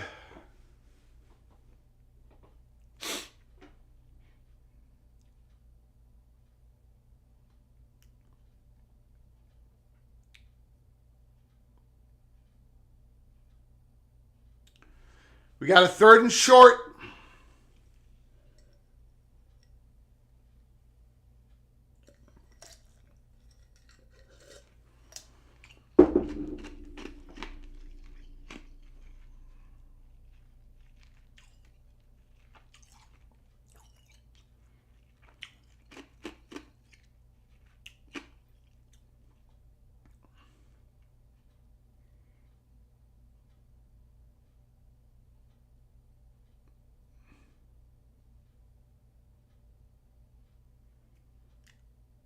First down, Syracuse. Schrader with the tough run. If Syracuse can get a touchdown here on this drive, they're going to still be in this game. 8 minutes to go, fourth quarter.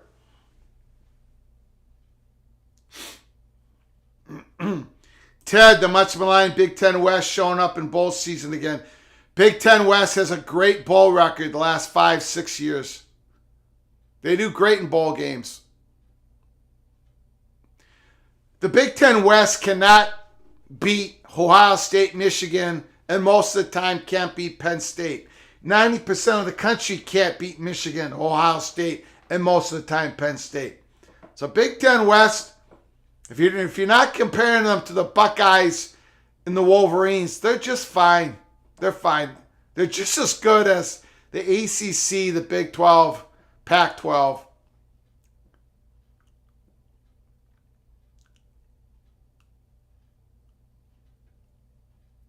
Man,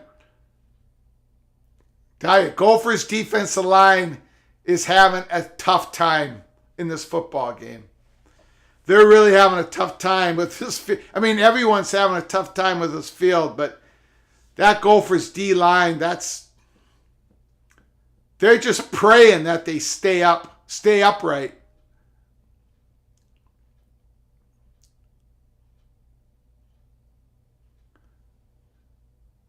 That's a good play call right there.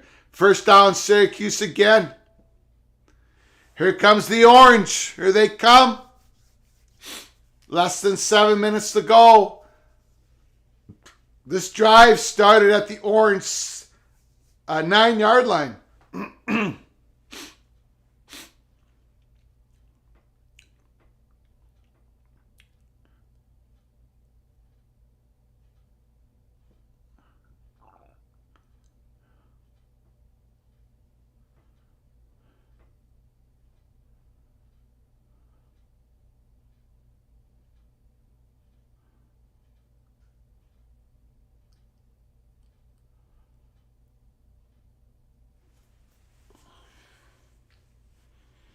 Second and 6.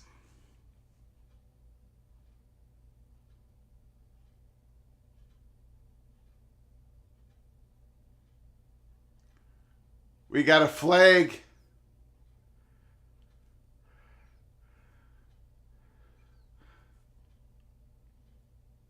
We got holding on Syracuse.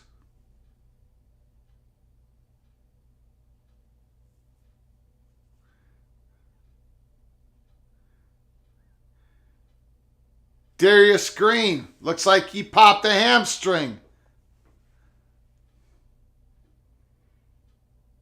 Or is that a cramp? Could be a cramp. Big time hitter. He's going to get a lot of playing time next year, finally. Nope. Maybe that's his knee. God, that looks like an injury, does it? That looks like another injury.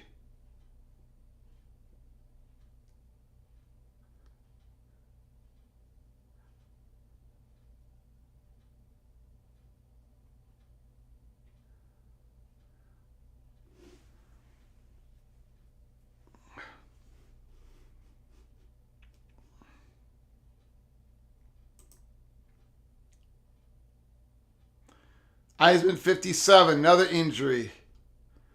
Tony, lots of injuries. Number 12, that's Darius Green. Training staffs are going to need to get the game balls. Heisman 57. That calls for a rim shot. Second and 16. Let's go. Let's go. Voice is coming back a little bit.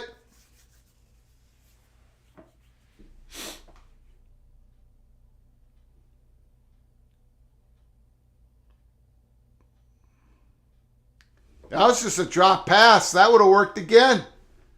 Third and 16. Okay. Now we get pressure. We got to send somebody. Send somebody. Send a cornerback.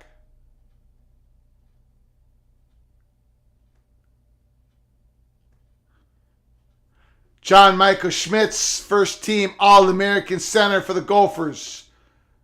Fake pitch. I don't know what that is. Please get up. No more injuries out there, guys. 4th and 16. I expect Syracuse to go for it.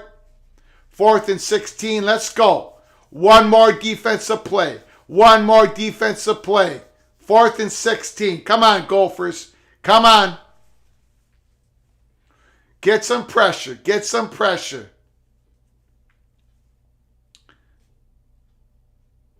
No offensive penalty. No defensive pass penalty. Just make the stop. No interference. Let's go. He's rolling out.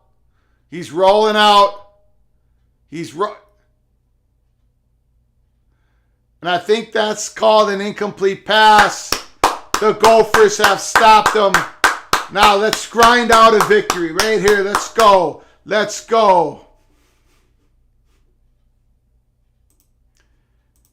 Terry Nord, my social media, which is not much, is full of Ohio State sites saying they will beat Georgia. I don't see much from Georgia. Maybe because I live in Big Ten country.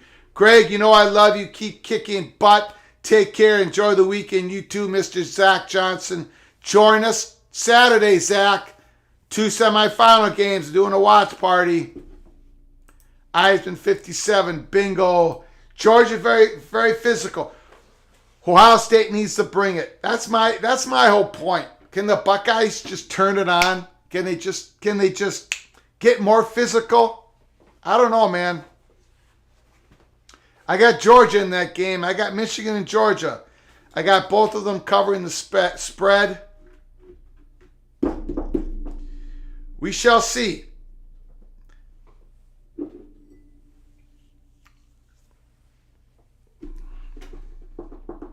Six minutes left to go in Minnesota's 2022 season. It was disappointing that we didn't get to the Indianapolis. Very disappointing. But yet, overall, Gophers 9-4. Again, the last 3 non-COVID season, 29-10. 29-10 for the Minnesota Golden Gophers. And you see people out there still saying that Fleck, I don't know. Good season.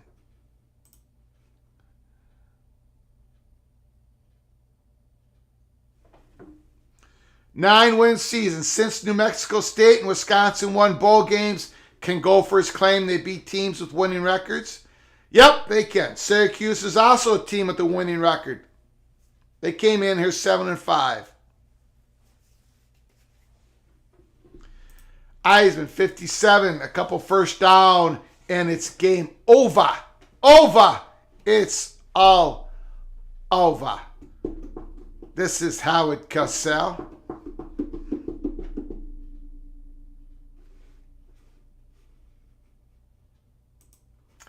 Steve Moser, man, that was an easy schedule for a Power 5 team.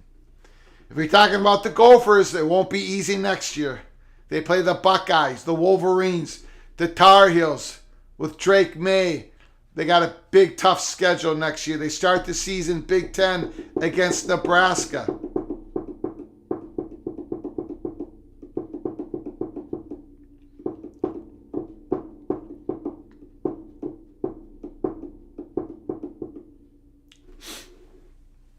Big Ten is about to go 2-0 in the bowl games.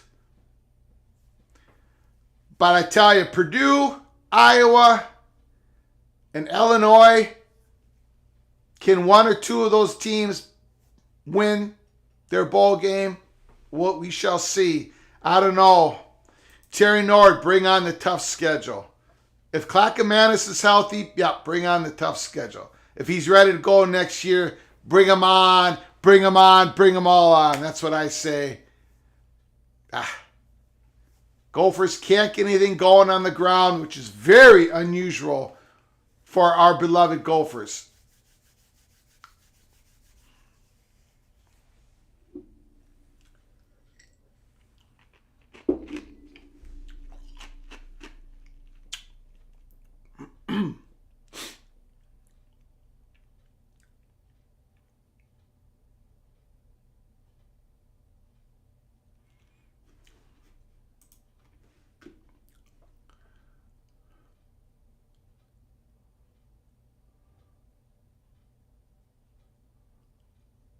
God, what is that?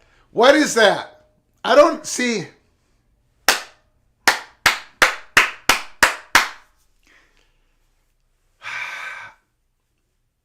What is that? Just because they have the one guy covered, the first fullback guy covered in the flat, that means the play's over? I don't know. I don't know why I'm getting so upset with 4 minutes to go in the Gopher season. But we need to see a more developed offensive passing routes, plays next year. That's typical Gophers right there. And that's why I'm excited about Clackamas, because he tries to make plays out of, if something doesn't work, he tries to make a play out of it.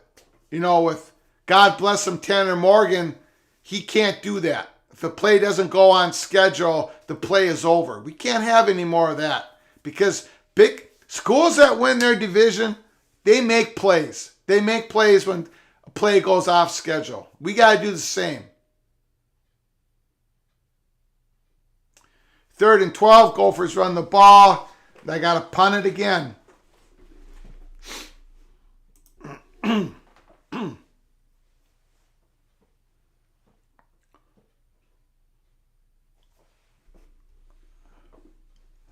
David M., from your mouth to Hasham's ears when it comes to Georgia versus Michigan in the national title game. Terry Nord, this was fun. Greg is a talented, informed host. Thank you, Terry. Your check will be in the mail. Tony, Mo sets 4 records today, says on the radio, congratulations to Mohamed Ibrahim, the legendary running back of the Minnesota Golden Gophers. Can't wait to watch him in the NFL. Terry Nord, peace to all. Peace to you, Terry. Himalacious, connotacious, sacrilegious Nord. Thank you, my good friend. 4th and 7. 4 minutes to go in the Gophers 2022 season. Here comes a big return. Here comes a big return by Syracuse.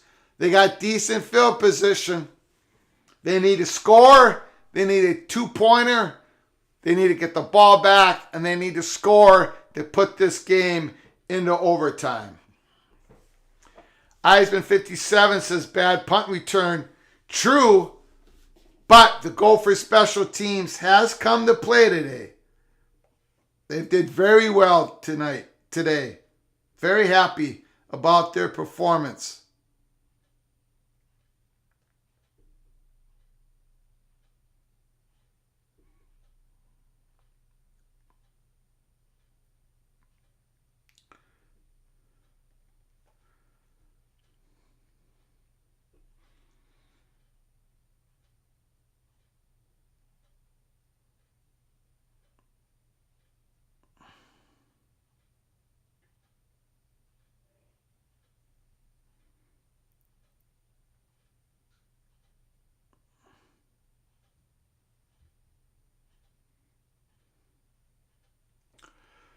Okay, here we go.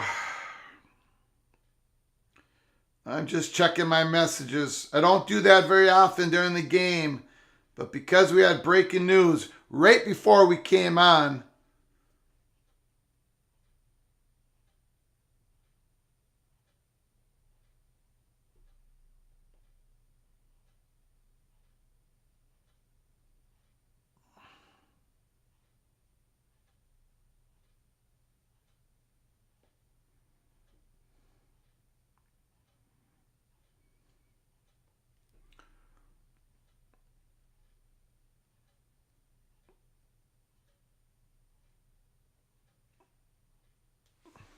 a lot of people are saying, I see the report, that basically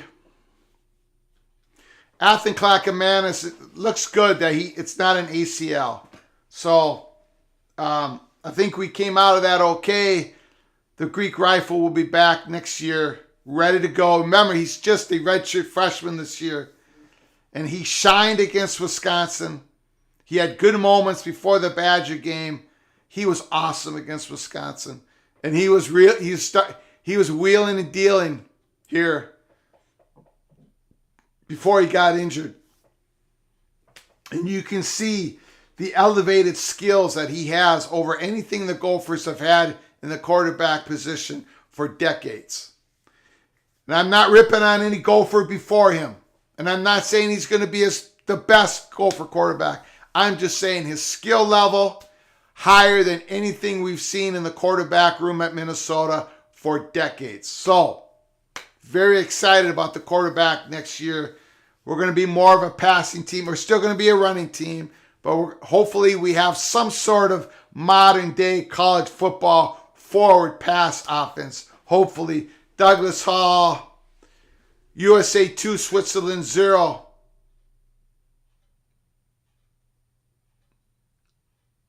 Just incomplete. Justin Wally, great coverage. The great sophomore. Tony, Lindenberg in a boot as well. Radio says both players in boots. Both have ankle injuries. That's what you get when you're playing on a skating rink. You get those ankle injuries. That's what happens.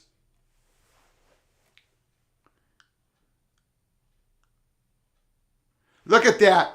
Syracuse guy catches it, number 7, and his feet go out from under him. He's got no ability, no chance to put his foot in the ground and drive forward. It's terrible. And again, if it was weather conditions that caused this, we all understand that. That's football. But just to have a baseball stadium changed into a football stadium where nobody can stand up and the field is just horrible, that's not right. That's not right.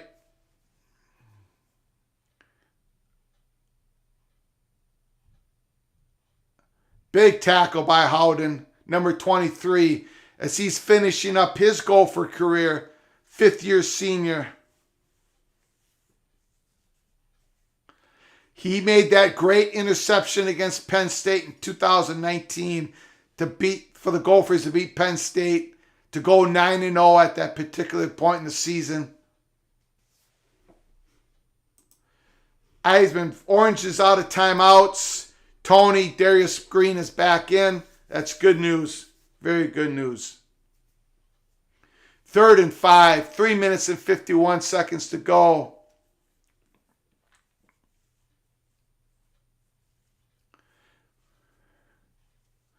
If Syracuse can score a touchdown, get a 2-point conversion, come back and score again, they can, put the game in overtime.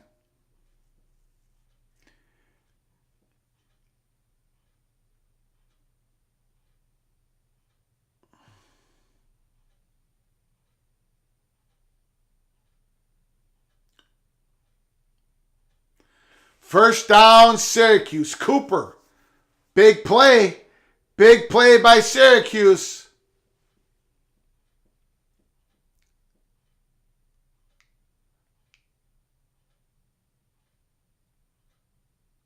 Oh, stripped. Quarterback. Picked up by Syracuse. 40, 50, 40. He's going to get caught. And a flag for whatever. Gophers with another turnover. And almost a scoop and a score. If that would have been a scoop and a score, I would have completely lost everything. Sorry, Marin. His last game as a Gopher. His last game as a Gopher. He tried to go for it. He tried to score. He couldn't quite get it done. And now, I don't know, someone's mad at somebody in the Gopher staff. I'm not sure why. Number 1 is upset. Ivan 57, ball game, fumble, Tony, wow. Ryan Matson, what a huge turnover. Sky, Yuma, David M, Gophers, Gophers, Gophers. There goes the voice. Greg's voice found a new gear. Woo! Let's go!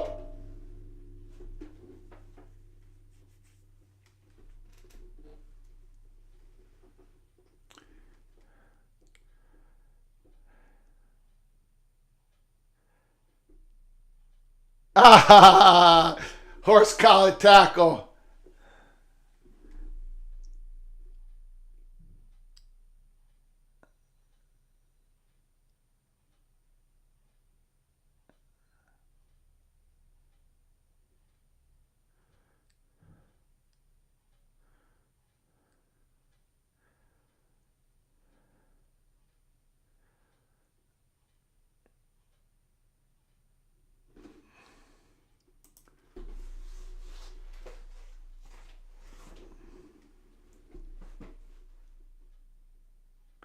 Big time strip sack by Thomas Rush.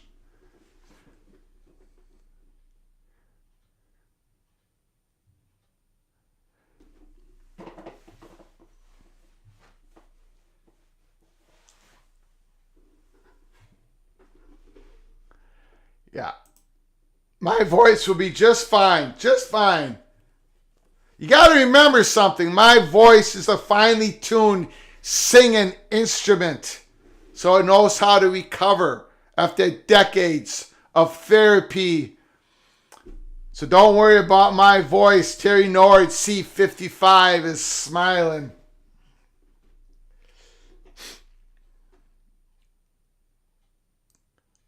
I'm not sure. Are the Gopher players mad at each other? What's going on here on the bench?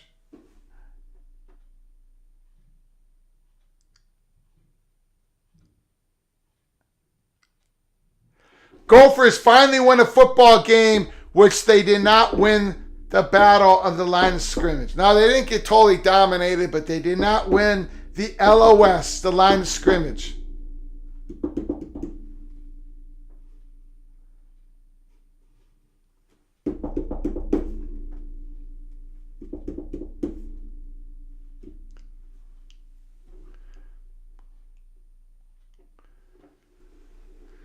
(28-13) Gophers, 3 minutes left to go in the Gophers season. And now what are they doing? Are they counting the number of players?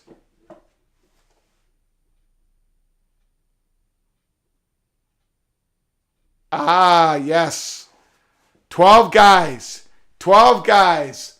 Syracuse ball. Syracuse will keep the ball. The game is not over. This could be epic. That's why I say we're Gopher fans. We know this. We know how this works.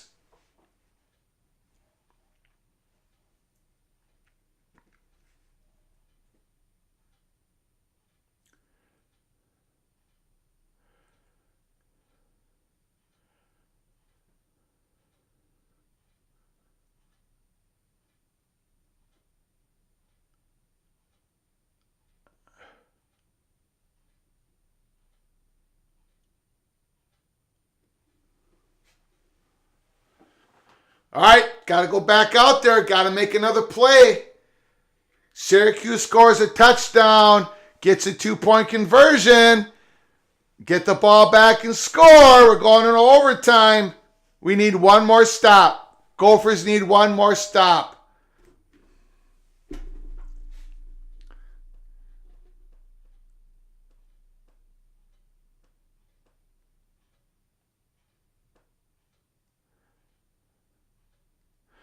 Wow, what a catch. What a catch by Cooper. And there's no better field. There's no better field conditions to get an onside kick than this type of field condition. So keep that in mind.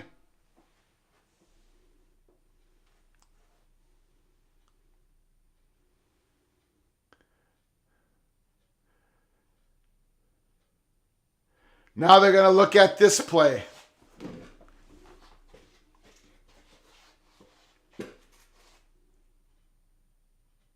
No, they're not. Oh! God, that could have been picked off. Incomplete. 2nd and goal, Syracuse. Woo! Quarterback scrambling. 2nd and goal.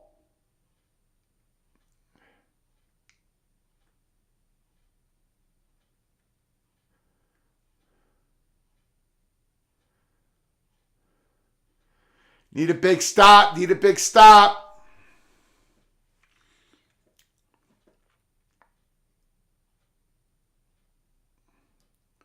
What is that? Incomplete. 3rd and goal. 3rd and goal.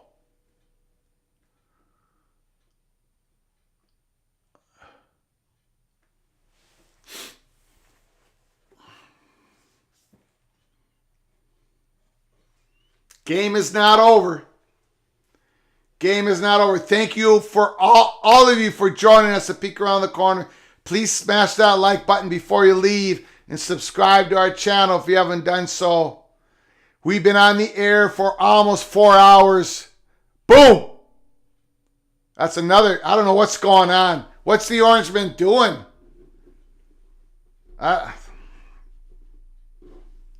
Quarterback's throwing up these lollipops that have no chance of being caught. Got to give your receiver a chance. My God, there's 3 minutes to go in the season. You're down by 15 points. Get it to your receiver. Has a chance. I'm getting all worked up again. This quarterbacks, man, give your guys a chance to make a play. 4th and goal, 8-yard line.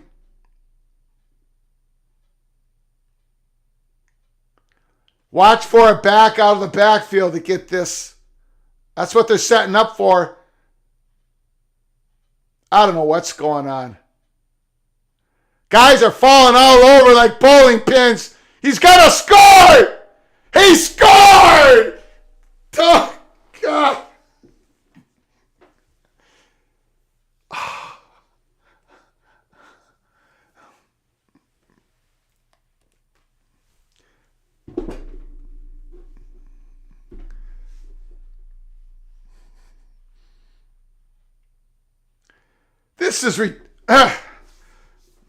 This is just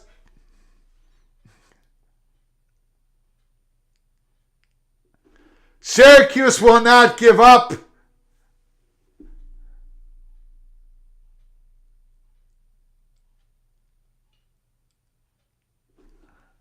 Miss the extra point.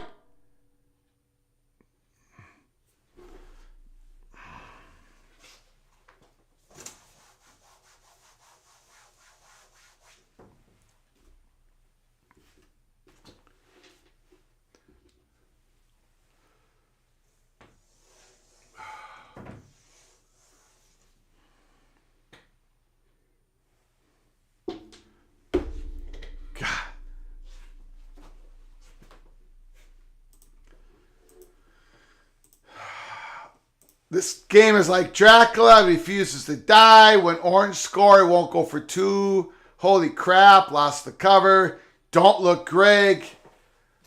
Okay. So, they got no timeouts. They're going to do an onside kick. Recover the ball. Recover the ball. That's all you got to do. Special teams, Gophers. You've got to pick 6. You made a great return. One last thing you got to do, Gophers, to win a game where you didn't win the line of scrimmage is to recover the onside kick. Let's do it. Let's do it. Got your hand teams in there. Let's do it. Just someone cover it up. Someone cover it up. Someone cover it up. Just cover it up. Cover it up. Just cover it up. Someone cover it up. Get it, get it, get it, get it, get it, get it, get it, get it.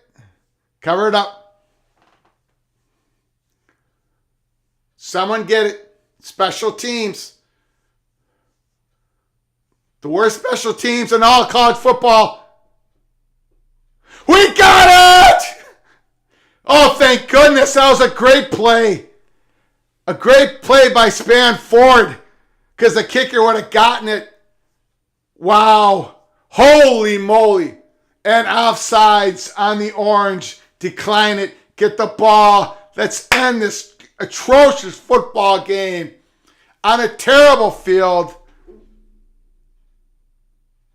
Oh, that was a great play by Span Ford. That was close. That was real close.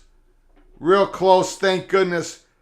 Eisman, Gophers get on the kick. Prayers answered. Eisman 57. I think it's over, son. The orange are done. The Gophers will serve on the frostbitten turf until the bad boy mower is won. Son of Syracuse. Son of Syracuse, the peek around the corner poet. Greg, the objective host. I am the objective. When it's live shows, when I'm doing my episodes, I'm professional. When it's watch party, Gophers, I'm not professional in any way. Tony, overhits, lots of people on the under. Yes, you're right, overhit. The over did hit. Vegas is happy. 2nd and 4. Let the clock tick, tick, tick, tick, tick. Tick, tick, tick, tick, tick, tick. Tick, tick, tick, tick, tick. No surprises here. No fumbles. Nothing. No penalties. Get the first down.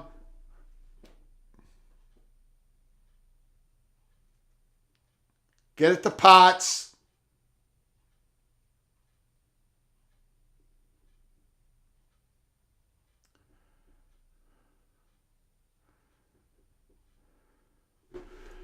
Third down, 1:32 to go.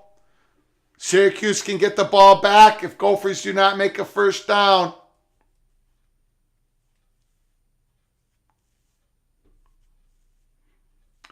Coleman Bryson, the play of the game.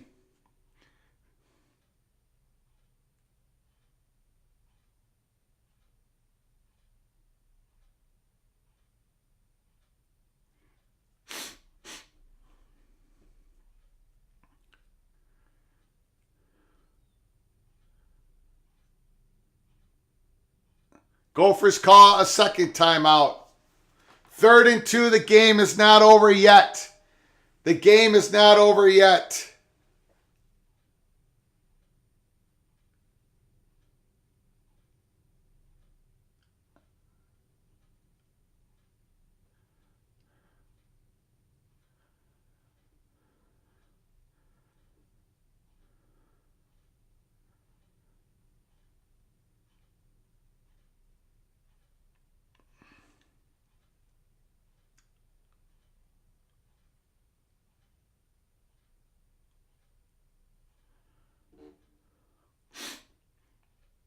You got to run the ball. You can't throw it.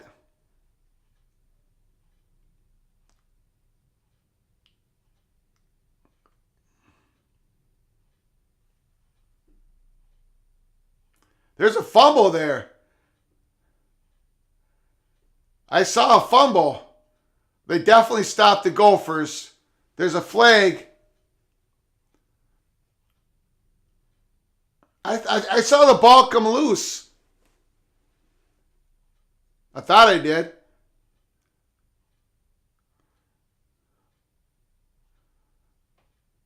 Dead ball foul.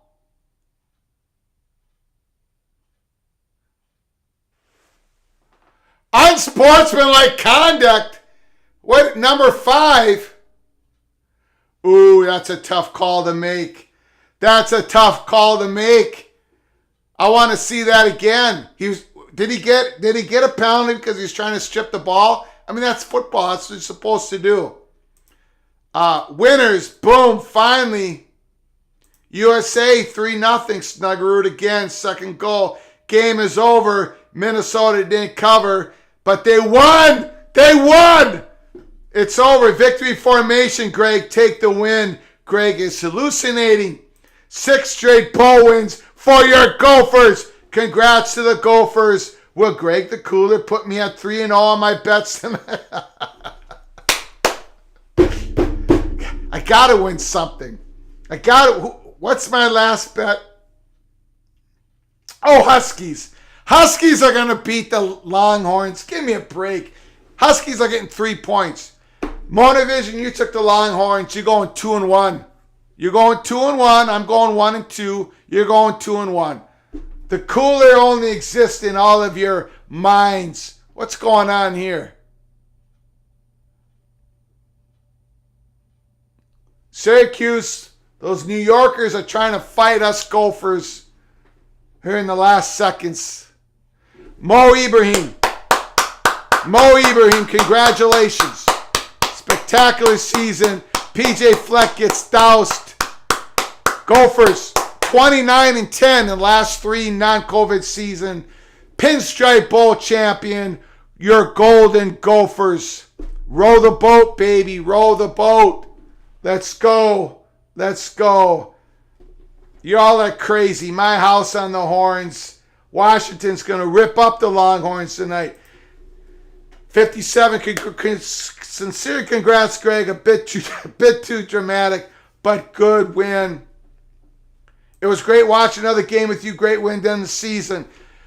Wolverine fans, we're going to be watching you guys here at Peek Around the Corner against the Horned Frogs. And then we're going to be watching the Buckeyes and the Bulldogs. Join us at Peek Around the Corner. It's going to be a marathon day on Saturday. Hopefully I have my voice. But until then, from all of us at Peek Around the Corner, to all of you, please, please, you all take care of each other. Until next time.